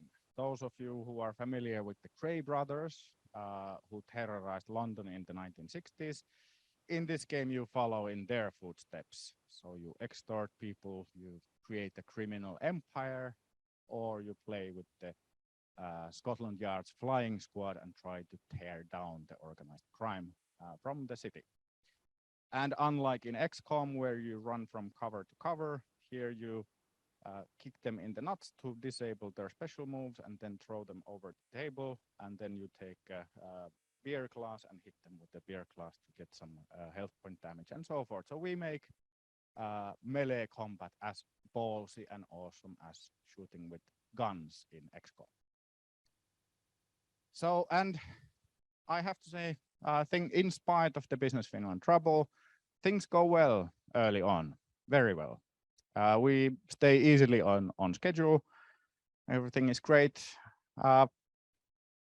Publisher gives us total freedom, actually to awkward level. They stay away from us completely. We don't have weekly meetings. We don't have even monthly meetings, which is odd. We start insisting that, hey, should we have at least one call a week so that nothing would come as a surprise if there is anything. We also are in a mutual understanding that we focus on the criminal campaign. There is an opportunity to make police campaign kind of like a second campaign that uses lots of the same mechanics but require lots of also custom stuff. And then that could be DLC later on, or if we have time, we could make it as part of the launch game as well. And there is a mutual understanding that this is criminal campaign first. Better 100% criminal campaign and no police campaign than 70% of both. But there is trouble ahead. So I don't know if John Romero says anything, but the creator of Doom, and worse yet, his more talented wife, as well as a designer, more talented wife, takes us by surprise.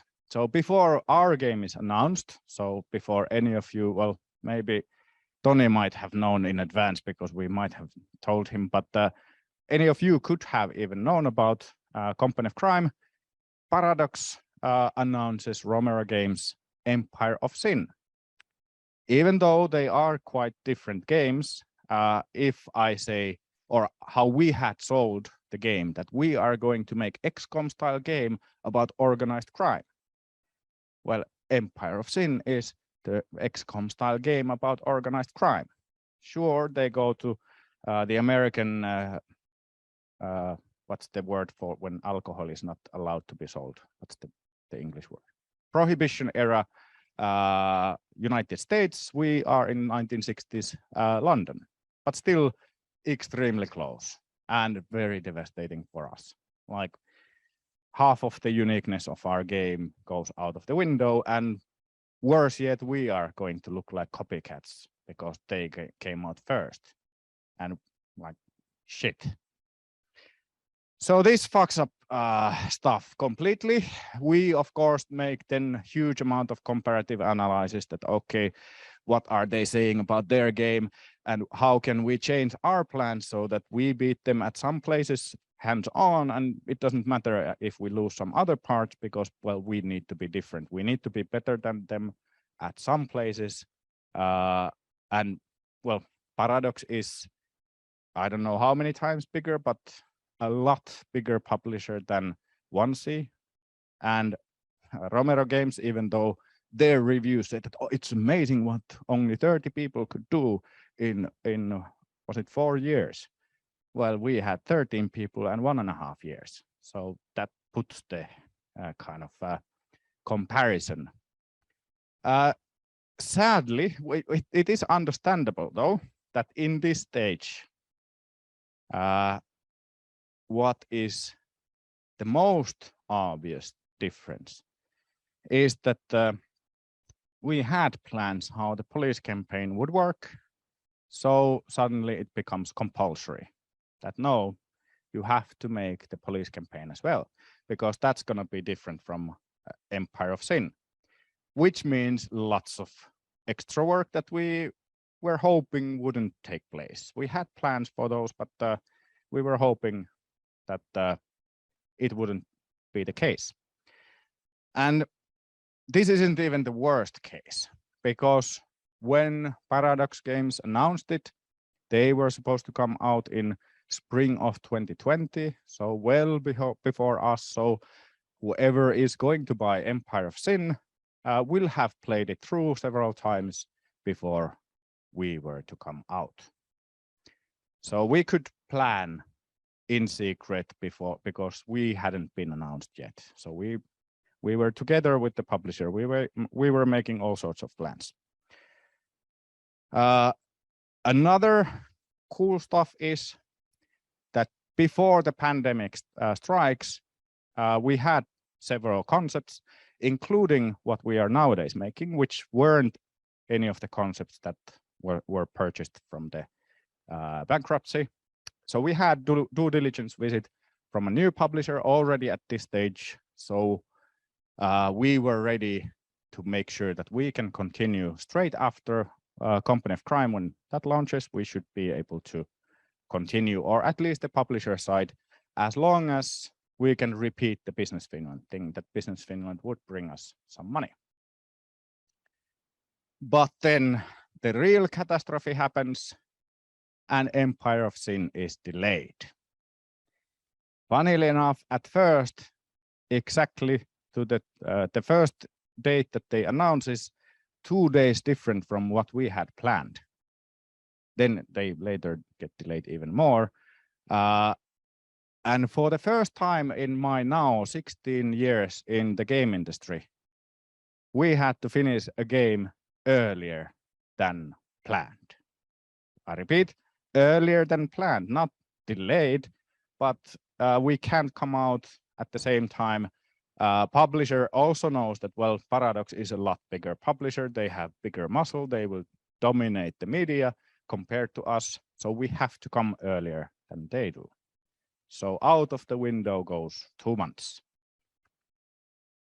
So, and not to exaggerate things, but how many of you are familiar with XCOM?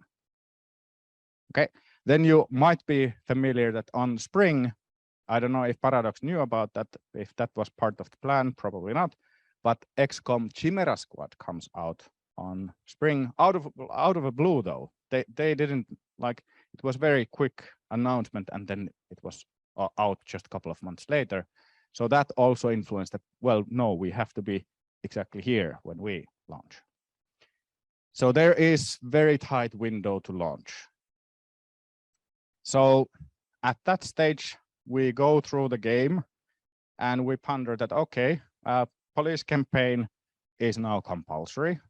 We try to get rid of it multiple times, like insist that, well, we could bring it as a free DLC because now Empire of Sin is coming later, so we could then regain the attention by free DLC, but no, nothing works. So then we have to hack off some features. And the only major feature that we hadn't done yet was patrol areas. So basically, patrol areas would mean that the enemies in levels, I hope everyone knows the genre, so turn-based game, that the enemies would be moving based on whatever our designers, three of us at that stage, would decide.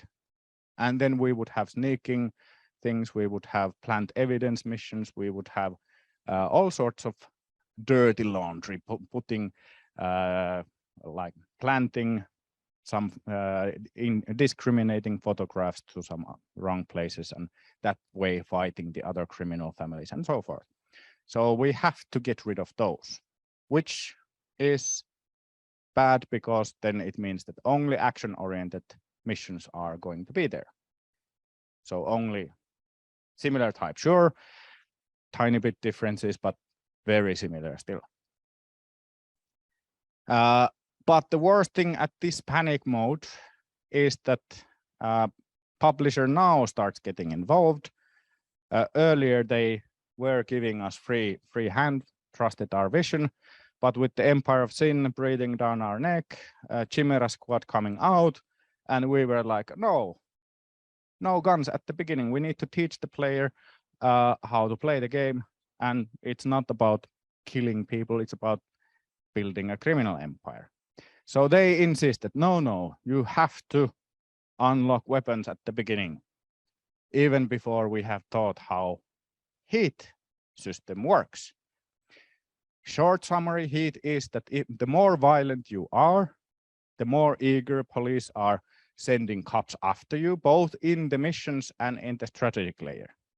So the fact that guns have to be unlocked instantly, it doesn't just destroy the kind of progression in the levels that the bets are getting higher and higher, but it also fucks up our landing, that how to teach the heat system. That, hey, you just killed that guy, police are not now gonna be very much after you. And since this is done at the polish stage, when we are just finalizing everything in the last 2 months of polish stage, then it leads to, well, my shorthand is that the element of how to bribe media comes too late in the progression of the game. It's not unlocked instantly, but only once you have gathered ownership of the was it the first pub? I don't remember, but you needed to have a location unlocked, and then you can bribe media to reduce the heat. And for most players, that's fine. But imagine that you are the XCOM player who goes guns blazing, you get the heat up very quickly, and you have zero means to get it down. So this means that the launch flops. There is 4 issues about the game which makes the launch end up in mixed reviews, out of which 3 are easy fixes, which if we had the extra time easily, like I could have seen that, yes, the bribing of the media needs to be earlier, even if we didn't win the weapon unlocking. Like, sure, weapons could be, but then at least have that feature unlocked instantly. The only complaint that is not easy fix, which we committed already, was that the variation of the levels, the lack of patrol routes, that's not quick fix. That's fundamental thing that would have needed when we created the levels, that would have needed to be there so that we could create the sneaking missions and so forth. So 3 out of 4 we quickly fix after launch. And those fixes help, the reviews start getting better, but this is how the visits to the store page goes. So if you see a mixed review on a game, this is what it does to the people wanting to try it out. So the spike is surprisingly the launch date and roughly the week after it. And after that, no matter what, people see mixed reviews, they will not give it a go. It has since then sold more than a median amount. So over 50% of the games in the genre sell worse than Company of Crime, but we are still so far from us getting any money that it's no use developing it further, as there is usually at publishers' contracts recoup clauses that we start earning once they have made their money back. But this is what a failed launch looks like. However, there is a silver lining to it, and I can always brag that we beat the Romero games. I made a better game than John Romero. in direct competition, because Empire of Sin flops even worse. And their mixed reviews, they are fighting that it wouldn't be negative reviews. It was at the beginning negative, but then Paradox pumps money, so they managed to get it back to mixed reviews. So our launch went better. Same is with critical acclaim. We get better reviews. Sadly, not the sales though. So Paradox is a bigger publisher. And at the same time, the biggest surprise is that we let ourselves dumb down the strategic level. We knew that we have cool new stuff in the tactical missions. So we beat them clearly on the tactical missions. But surprisingly, the biggest problems Empire of Sin had was on the strategic layer, which is where they get all the complaints. So I guess we could say that we beat them also in the where we thought that we were going to lose. It's always bad to have the Schadenfreude, happiness of other people's misery, but you take the wins wherever you can get it. So yes, we sucked, but we didn't suck as much. Sadly, we almost bankrupt at this stage. Why? We have a publisher ready to line up, but it's Business Finland giving us trouble again. Sure, there were metrics assigned to the the Company of Crime project, and they insist that no, we want to see how Company of Crime's launch goes. So the contract with the publisher is delayed. Luckily, Business Finland gives us Corona funds, because otherwise we would have bankrupted before we signed the next project. But we could have signed that ages ago if they didn't have so damn strict rules on how to operate. So, but just them being strict on the when next project can be funded, again, a big surprise is because this time there was some accounting things, because in Company of Crime, the publisher payments didn't appear as revenue beforehand, only at the launch. So that was the reason why they said that we don't accept that as your own money, because it's not revenue. So we made a different contract this time that now it is a revenue. But then again, they are strict that no, you have to have investment to get money. So we are at the ridiculous situation that there is a signing bonus, which is supposed to start the project, 150,000 euros, that when we put names, they would give us that money, but that's not good. But if we take that as investment, then that's fine. So we basically had to give 4% of our company away to feed the needs of Business Finland. In total, at this point, it's 14% of unnecessarily lost ownership of the company just because of their regulation and how that they don't accept the money that is coming in. So whenever doing this,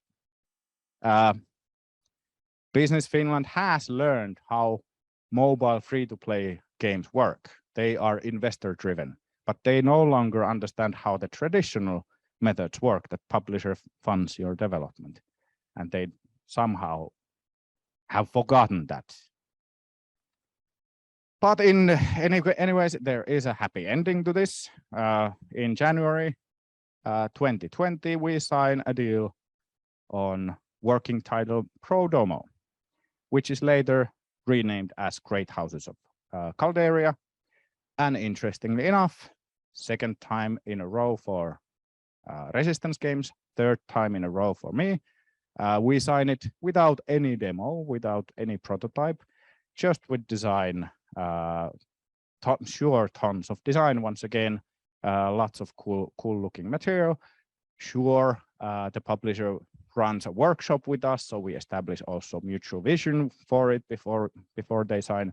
But in any case, they believe in the vision before any demo is done, which is on strategy genre. If you can think about it, how many of you know what vertical slice is? Vertical slice is like you have maybe 10 minutes of gameplay, but it looks and feels like a finished game. In less mechanic-driven genres, it could be that 20% of the development is done and you have a vertical slice. But in strategy genre, if we are strict about vertical slice, it would mean that 80 to 90% of the game is done, and then you have a vertical slice. So I'm happy that there are publishers who realize that, yes, in strategy genre, you need to trust the design as well. And as far as I'm aware, correct me if I'm wrong, but I think Great Houses of Caldera is Finland's first grand strategy game. And how does that look like is this. Our forefathers conquered Caldera and bestowed it upon us, a new generation, to share or starve. Our great houses seek to obtain the Emperor's favor, cultivating our lands and subjects to improve and enrich the realm, beginning with ourselves, of course. Dominance can be secured through strength as well as delicacy. Will you be able to build your legacy of power?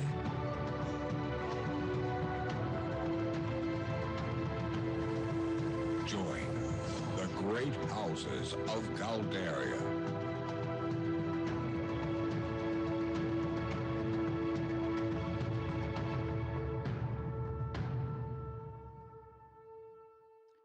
So that's Great Houses of Caldera. Ville, when was I supposed to finish?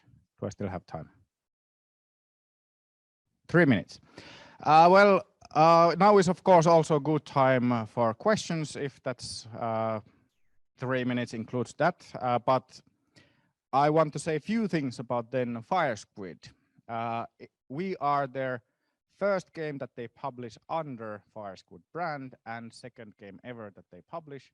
But holy moly, are they amazing publisher. The fan base building started with pre-production.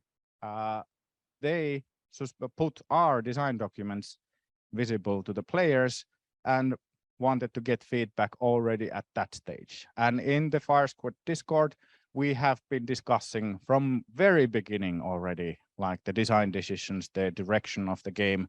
And we have had so much more playtesting sessions that even bigger publishers that I work with would do, like, which is like verifying.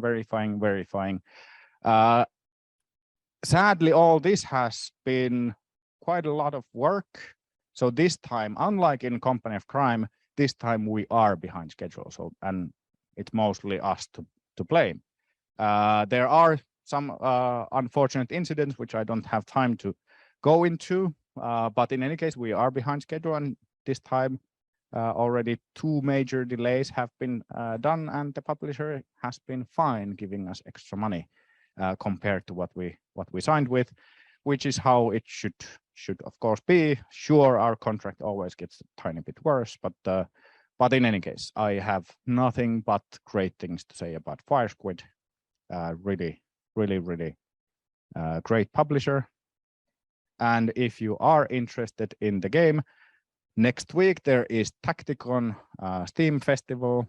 For the 3rd time, we have a demo available there, which also features very interesting kind of fanboy moment for me, because Tacticon had a panel where I was in the same panel with the creator of Civilization 3, Civilization 4, and Old World, as well as Endless Legend, Endless Space, Humankind, and other games that I've played thousands of hours. So a bit of fanboy ending for this speech. But any questions or comments? Yeah, so the question was that how did we get those investments so quickly when we were in a rush and we were in an embarrassing situation? We luckily have contacts, and it was a local small investment team called Kielo Growth, which also runs an incubator in Oulu. So I know that for quite many years. Actually, the CEO of that Kielogrowth was my student in Oulu Game Lab. So they came to the rescue and invested in us and gave the convertible loan as well. If no further questions, then I thank for your interest, and hopefully it was at least tiny bit inspiring, even though I pinpointed lots of troubles on the way as well. Yeah, thank you, Jussi. And let's switch up the speakers once again. Next up is Toni Manninen. All right. First of all, thank you, Jussi, for the brilliant story about one example of how to fulfill your dreams. I kind of took the liberty of changing Ville's title a bit because I have nothing to say about booming firm, but I might have something to say about booming business. So I'm going to tell you a kind of like brief history of how did we manage to create something amazing into the emptiness called Oulu. So hopefully to inspire you guys to create something as amazing over here as well, because if we can do it, you can do it. Because it's not an easy job, but it's doable. So that's kind of like what I plan to talk. And again, if you have any comments or questions, just bring it on. So my background is actually computer engineering. I still hate gadgets and technology, but that's my background. I cannot undo that. But then I ventured more heavily into the games when I joined the department of then so-called information processing science in University of Oulu, and did my PhD on topics related to games. So I think I've earned my living working in relation to games for 23 years now. But the past 16 years, I've been mainly running Ludocraft, Oulu-based small game studio, and that's kind of still the dream job until proven otherwise. So I still love games. I love working with people who love games, and that's basically what brings joy to my life. So my kind of history with Oulu game industry started when there practically were no game industry. Okay, Nokia was doing something even in Oulu, and there were some small bold minds who were working with games even in Oulu, but I encountered this kind of Oulu mindset that it was all about high tech, and we are talking about, let's say, early 2000, late 90s. It was all about high tech, all about mobile phones. If you wanted to create something, it needed to have something to do with cool technology. So anything related to content, anything related to psychology, anything related to games was always kind of under the radar, because if it's not cool tech, then it's not kind of like anything to do with Oulu. So the arts and games were not really valued. There were no educational institutes that would kind of like heavily promote, although we already had at least vocational level. We had school in Pikisaari doing some art stuff, and the University of Applied Science had the kind of like the program in media, but it was not exactly related to games. And my problem at the time, I was running a research team in the University of Oulu, and like what KooPee already mentioned, what is important is that the kind of educational institutes, research entities, and industry actually collaborate. And my issue was that I cannot get any industry funding for my research because there were no industry. I tried to call the guys in Helsinki, like Remedy people, Ilari from Housemark, but usually they were too busy creating their own games, and Oulu is far away from Helsinki, so they were like, oh, sorry, Tony, we would like to help you, but. And it was always that but. So then I got pretty frustrated and went out to my, at that time, my supervisor, Professor Petri Pulli, And I blasted away that how can I do what I need to do if we don't have any industry? And he listened kind of like peacefully. He's a peaceful guy. And then he very calmly said that, what are you whining about? Don't you do something about it? And then I was even more frustrated, like, what the F? Like, what response is that? I went back home. I thought about it. And that was the night I wrote the first proposal of a project that then through many twists and turns became a project called ELVI, three-year EU regional funded program where the main aim was to create content into a vacuum. So basically, let's create games industry to Oulu region. And actually very few people believe that it can be done, or they thought that, yeah, it works well while the funding period is there, while the project is there, but when the funding ends, then everything dies out. And it almost happened like that. So that was kind of like the bold step. And the project officially started in 2005, but I think we already worked like at least 2 years in order to kind of get the project, to shape out the project. And I have to say that my ambition was much higher than what then was the end result, because the budget was at least triple what we got. And we had this idea of create something like a game center where actually people from diverse backgrounds meet and do practical stuff with games, so create games and then learn to become professionals. And Jussi kind of then created that in the form of Game Lab, and which I'm very happy about. But I actually got put down by my colleagues or my peers in the university because they thought that, yeah, the funding body will never fund anything like this because it's not fruitful. Later, when we had the final review of the project, after the project ended, and I actually talked to the guy who made the decision to fund the project, he was amazed that, why didn't you apply that in the first place? And I was like, yeah, what the F again? So I think my kind of taking on this, that if you have a dream, don't let anybody to put your dream down. Fight as long as you have any resources left, and then even come back from the grave and fight one more time, because yeah, it leaves big scars if you kind of quit before you've tried everything.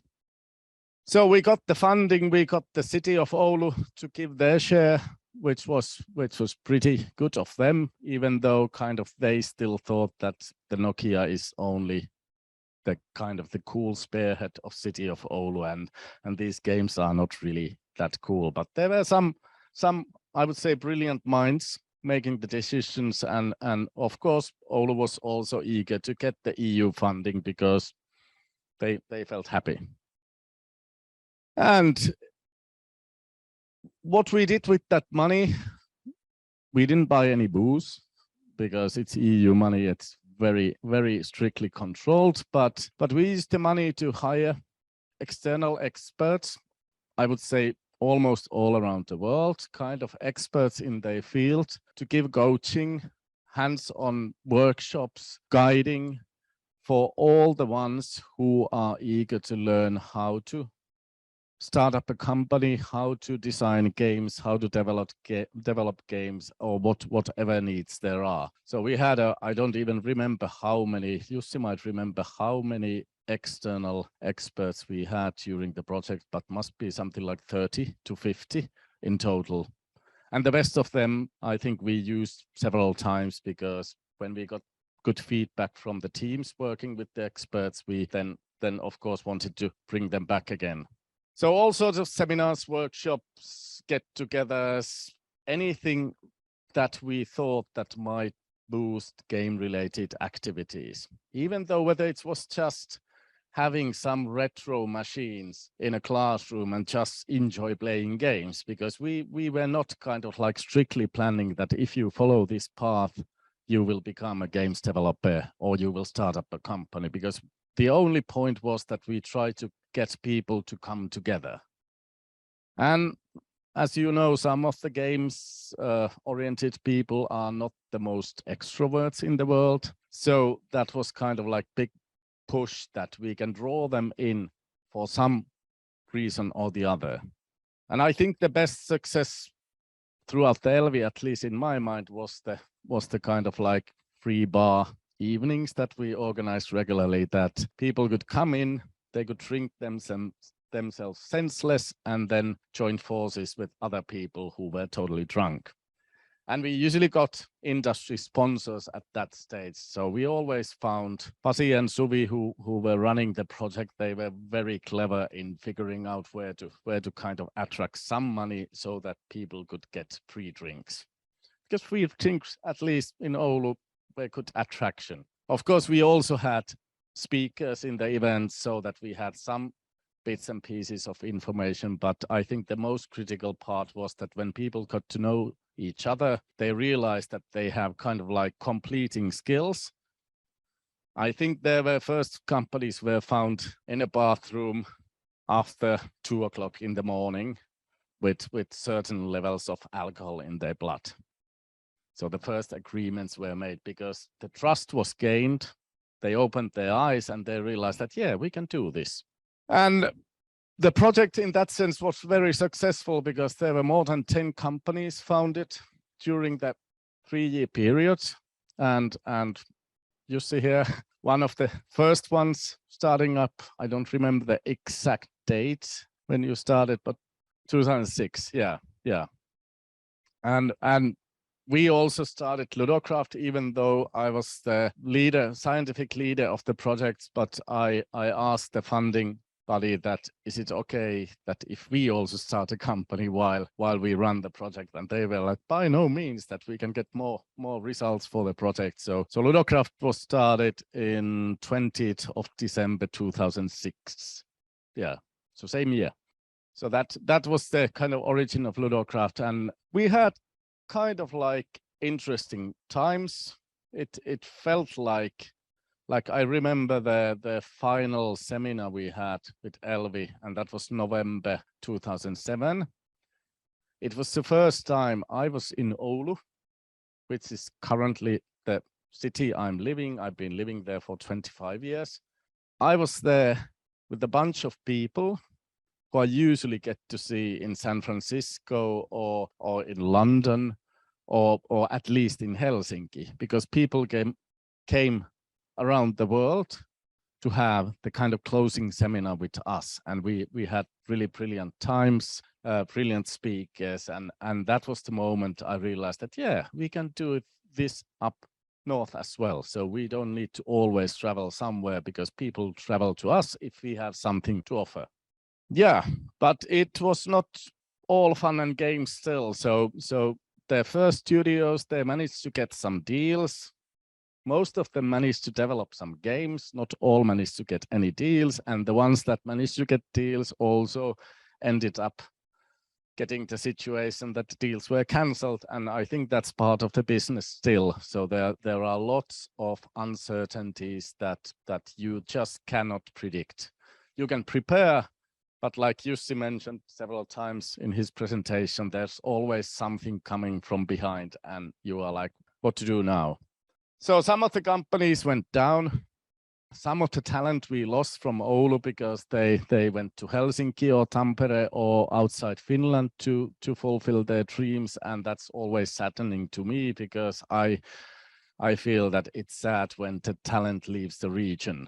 And my tear up moment is that I tried 2 or 3 times to get the master's degree program in games in Oulu University, but first time we tried to get funding, and the Finnish main authority was not very happy about that. They thought that Oulu doesn't need that, Northern Finland doesn't need that. Maybe they thought that who needs that, I don't know. Then the second time we tried, even without funding, we just tried to get the permission to award the degree, master's degree in games. And even that was declined. And I was like, yeah, let it be then. And then I left university and hopefully will never go back because I hate that part of life.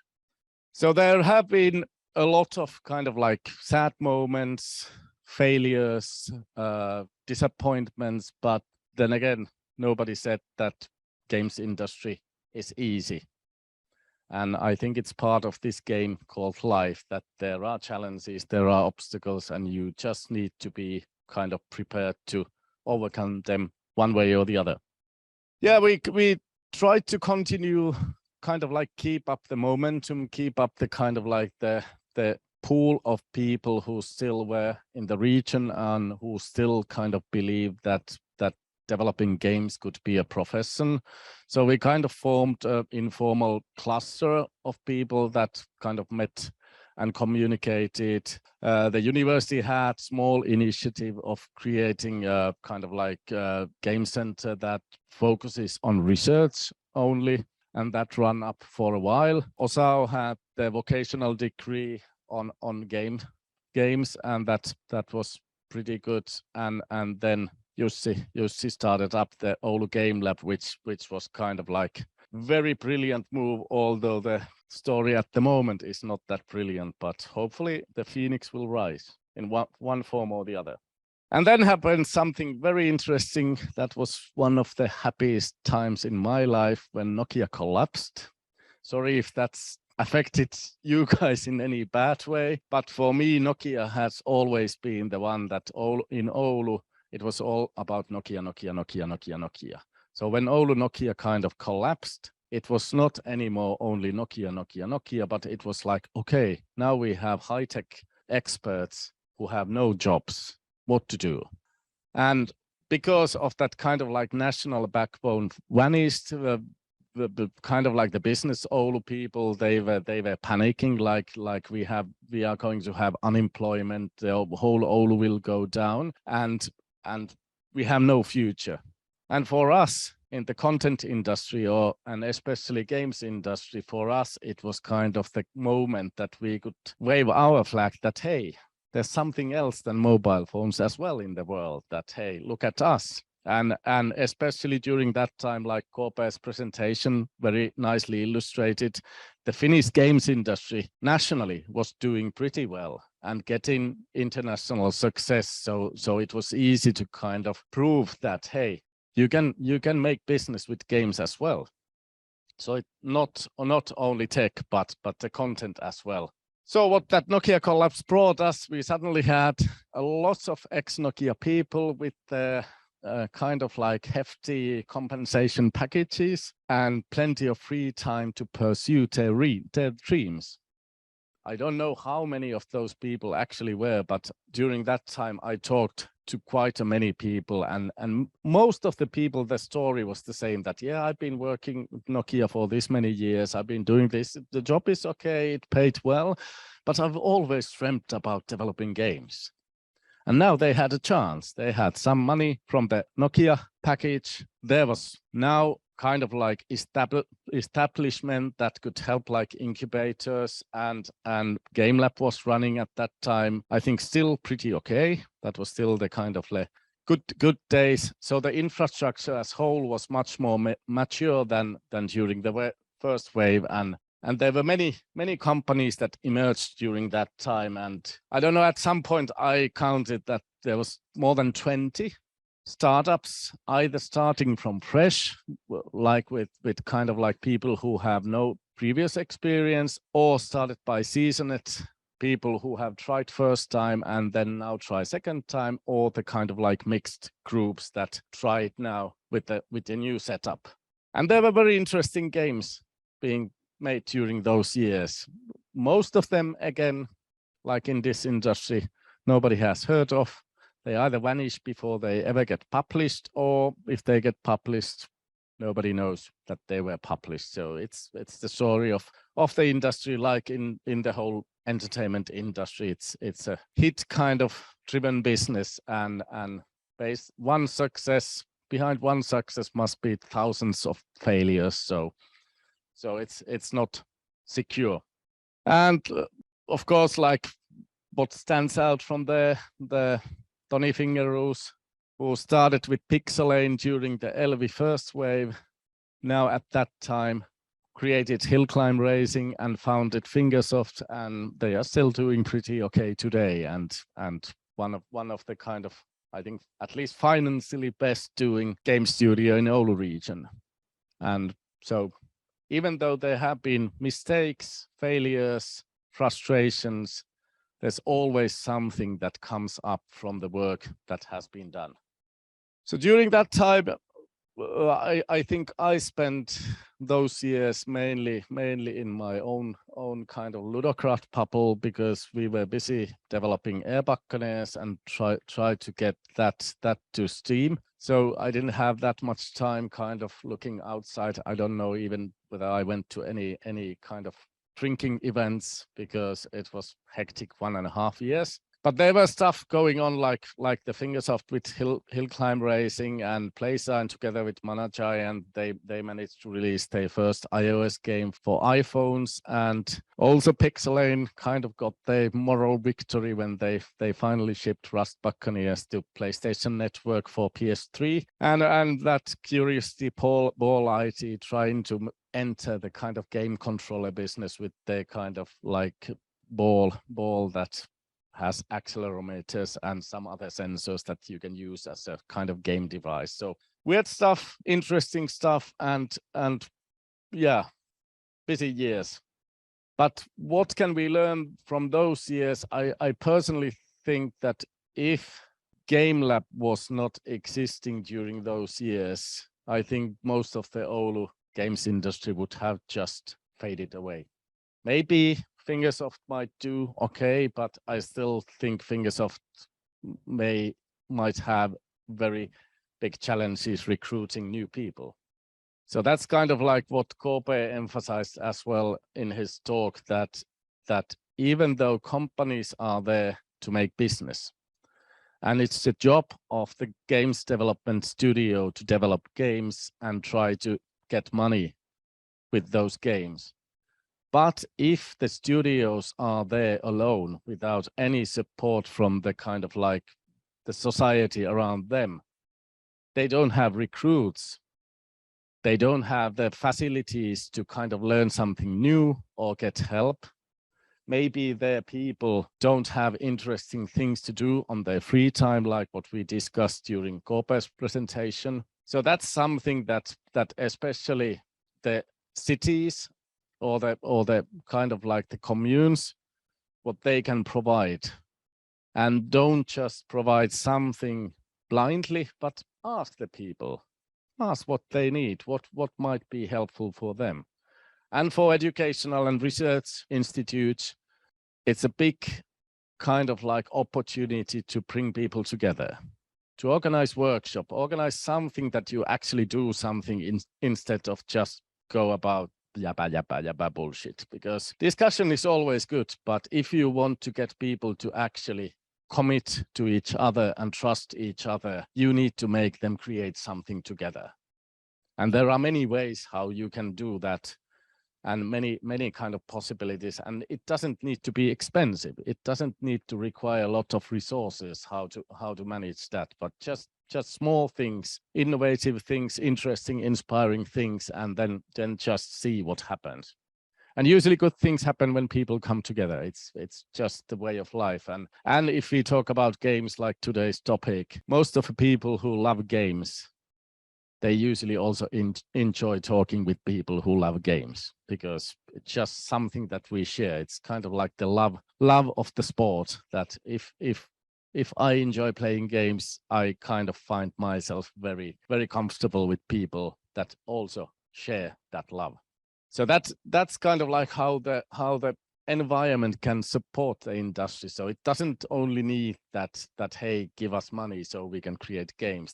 I think that's the publisher's job or investor's job or somebody else's job. But all that other support, that what we realized during those years, that we are so busy developing our own games that we don't even have time to meet our friends, because it's kind of like very hectic work, and the days kind of like sometimes they tend to drag along, so that you end up working from morning till late night, and then you are so tired that you just go to sleep, and then you continue next day. So it's very difficult to keep up with your connections.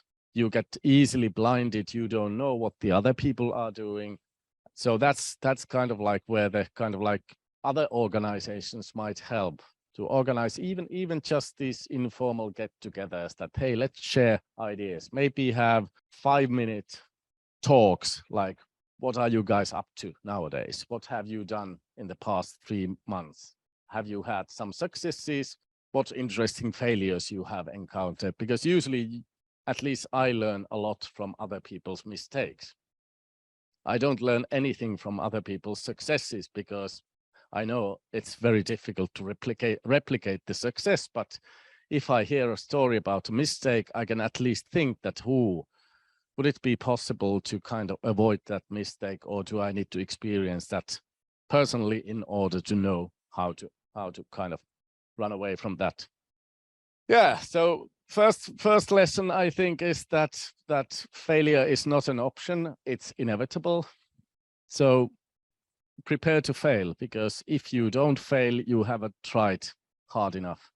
You haven't pushed the boundaries far enough, because if you only kind of like slowly going there where you plan to go, then that's not life. That's kind of like waste of life. So prepare for failure and prepare to fail many times over and over and over. I think that's why in Finnish we are called yrittäjä instead of onnistuja. We are just trying, we are not succeeding. And it's kind of like games are nice media in this sense, that games constantly teach us about failure. Because if you play a game that you always will win, it's not any more interesting game. Big part of the excitement of a game is the kind of like fear, anxiety or excitement that, maybe if I'm not winning, maybe what to do in order to win. And if you want to kind of progress in a good, entertaining way, you need to lose every now and then, and usually most often than win. And I think that applies to business. Okay, in the business area, the losses are sometimes like people lose their jobs, people lose their houses, people lose their health. But it's kind of like same thing. So the results from those early years that okay, the first wave of companies I think mostly faded out by now. PlaySign is still kind of like doing interesting stuff related to augmented reality and map and urban design and stuff like that. And we are operational, but that's not really the point. That's not the take-home message here. The take-home message is that the ones who burned during the kind of critical years, they spawned something good, like Suvi, who was at least 2 years the project manager of Elvi project, so working for me. She's still in Neogames, working with KooPee and kind of like taking care of the whole games industry of Finland. Toni, of course, from Pixelane, rocked with Fingersoft until he burnt out, and now he's enjoying his kind of like fruits of his labor, which he totally deserves. And Jussi, of course, after starting up Game Lab and venturing south for a while, I'm very happy that now securely back to Oulu, at least until now. Hopefully, yeah, that's good. That's good. And now trying with hopefully good success with the Resistance games. And like most of the guys, at least the ones who wanted to continue in the industry, they found their places, they found their companies. And it has been very interesting to see that some of the people who flew south from Oulu are now coming back or have already come back, because that's something that we in the north can offer. There's a certain mindset being in the north, and people who have that mindset, they sometimes find it challenging to live in the south. They may be happy 2 or 3 years, but then the kind of the homesickness or the kind of like, yeah, I actually enjoy bad weather, I need to move back north. So that's something. So about the question that's how to keep the talent in the region, I think that we tried to talk with people who already in a way love their northern identity, who love the place they are at the moment, instead of people who are just looking for opportunities to fly away to more lucrative grounds. because, and that was not intentional. That kind of, I realized much later that, yeah, that was the kind of, like, we started from the ground up, like, let's go to the ground roots level and try to figure out that who in Oulu region would enjoy developing games. And some power-ups that we collected during that time. Okay, this Northern identity. Games industry is very international business, and like KooPee's figures that even in Finland, it's a substantial amount of people working in game studios that are from outside Finland. And it's kind of like we are one happy global family in a way. But still, at least I've noticed that this Northern identity, it's cool wherever you go in the world. There has something which is captivating for outsiders as well. And there are a lot of kind of values and features that are very, very good and usable in games industry as well. At least we are crazy and our minds are a bit dark, so we can spawn very weird games during the long dark winter nights. But then the second one is the kind of like the examples and drivers who in a way kind of lead the people around them. So if we have enough crazy dreamers, together we can make any dream come true, basically. But if you are there alone in your own chamber and dreaming, I don't think it will lead to much. So we always need support. We need examples. We need individuals in our kind of peer group that just keep on going despite the failures and mistakes and troubles, and they just push forward, because that kind of like gives the others courage that, yeah, maybe I could try as well, because Jussi has tried and failed many times and he's still here and mostly smiling, even with struggling with Microsoft. So the collective force of various peoples, like from all fields of life. It's not like today, mainly talking about programmers or artists, but like what KooPee mentioned, that nowadays the whole games industry is very versatile in terms of what are people's backgrounds, what is their education, what is their experience, and basically everybody is needed in order to create something amazing. Then, of course, the kind of like the establishments, the infrastructure, all the things that are around us, because people cannot live in a vacuum. So we need spaces and places where to kind of do our things. And I don't mean like exactly like studio offices, but the spaces and places where we can come out from our own bubble and meet somebody else, or do some joint projects, or collaborate in one way or the other. And of course, also kind of like support, financial support is always good, but mental support is sometimes even more important, that people know that somebody believes in their dream, because that in a way gives more fuel to that person's dreams, and that may be the kind of critical factor that decides whether the dream is fulfilled or not. Yeah, and the funding in Finland, even though Jussi spoke quite nicely about Business Finland, but luckily you brought all those troubles. So Finland and funding don't go together. Finland is a sucky place for anything related to funding, unless it is something like very bureaucratic.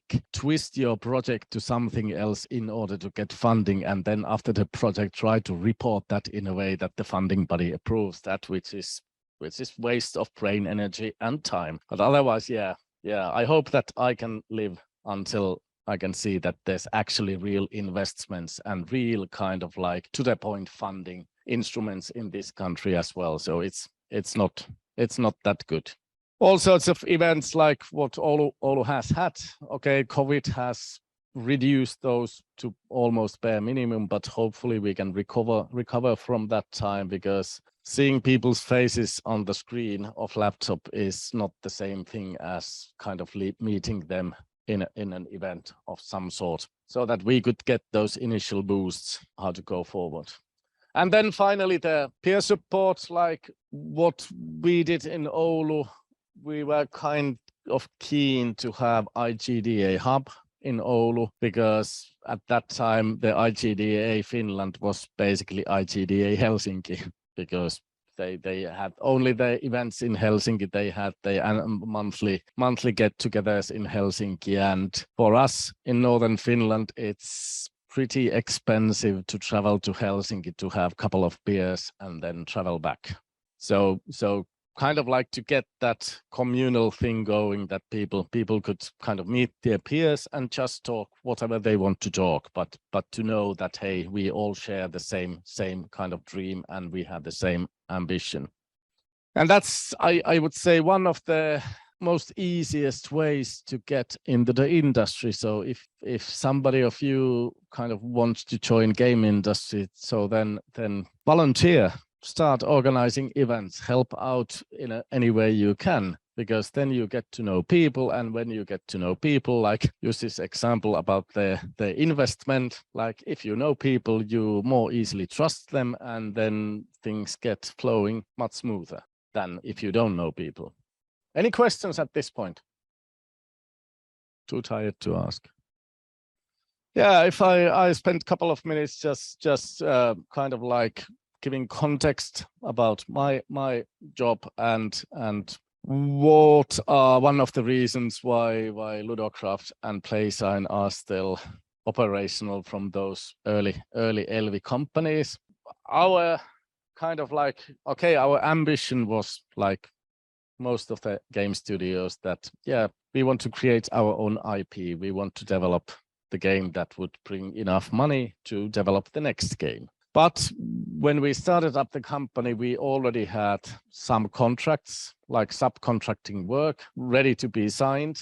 So we thought that, yeah, maybe 50% of the time we create our own IP, and then 50% of the time we do subcontracted work, like work for hire. And during the years, I think we released 3 or 4 games of our own IP, and the rest of the time we have done subcontracted work. So I would say potentially 99.5% has been subcontracted work and 0.5% own IP. And that's one of the reasons why we are still operational today, because we haven't had any need for outside investment, because we work with our customers' money. So if we have some value to offer to our customers, they pay us, and then I can pay the salaries to people who actually do the real work. And it's a slightly different model than most of the games industry in this country. And I don't know whether it's good or whether it's bad. At least we can do games, which is cool. We can do games with brilliant people, which is again cool. And occasionally we have fun even. So we are a small team. I think there's 15 of us at the moment. And we basically do customer projects. So it's project-based work, either fixed fee contracts, or if my negotiation skills are up to the scratch, we might even end up having occasional paid by hour fee contracts, which are brilliant, because then we can fulfill all the dreams the clients have instead of trying to squeeze everything into a too tight budget.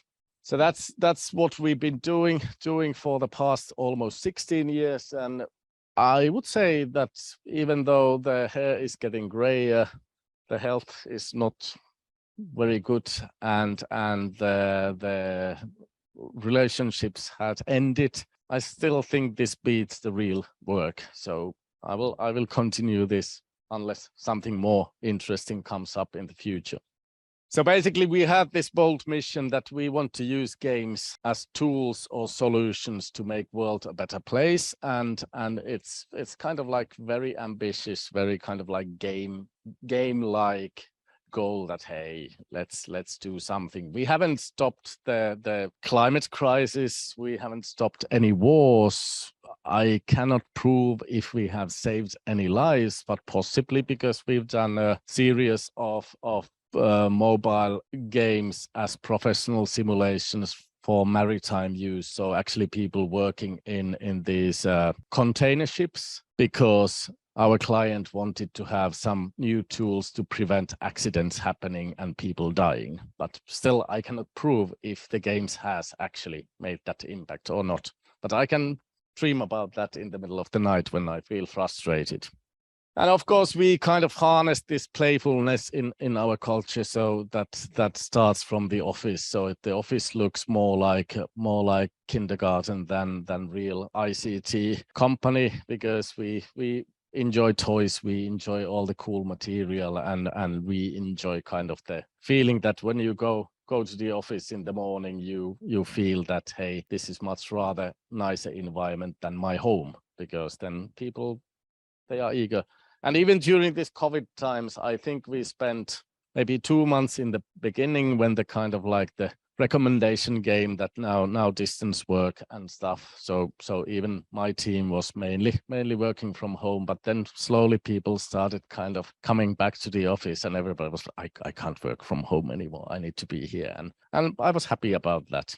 So basically what we do various games from all walks of life. So we create games as solutions, and whatever our customer needs, we try to fulfill that need. And sometimes we succeed, sometimes we totally fail, but maybe the truth is somewhere in the middle. So games for children, educational games, simulations, team training tools. We worked with tourism and travel. We worked with branding and exhibitions, work safety, architecture, construction, business training. So these are all games, but the purpose of these games is not only to entertain people, but to somehow achieve some other goal, which is kind of like paradox in terms of if we talk about play and playfulness, because it's used to kind of be voluntary and just for fun, but still like kids learn via playing, so why wouldn't adults learn via playing? And that's something what we do. Yeah, some of the clients we've had during the years or still has. So just to give you an idea that, hey, you can develop games in this sector as well. So it's not for Steam or not for Google Play or not for PlayStation console, but it's whatever device is needed, whatever technology is needed, and the content is what is then together designed with our clients, that we bring the games expertise and they bring the substance expertise, and we try to cook something together that's actually useful for the clients. And sometimes it's work as any work, sometimes is very brilliant, and at least every project is different from the last one. So we need to constantly keep up to shape to learn new things and try to keep on top. Yeah, thank you. Thank you. Totally just on time. Just seconds to spare. This wraps up our event for today. Unfortunately, Tarja couldn't make it. And do you, Marko, want to say anything? So this is the end. Until next time. Thank you.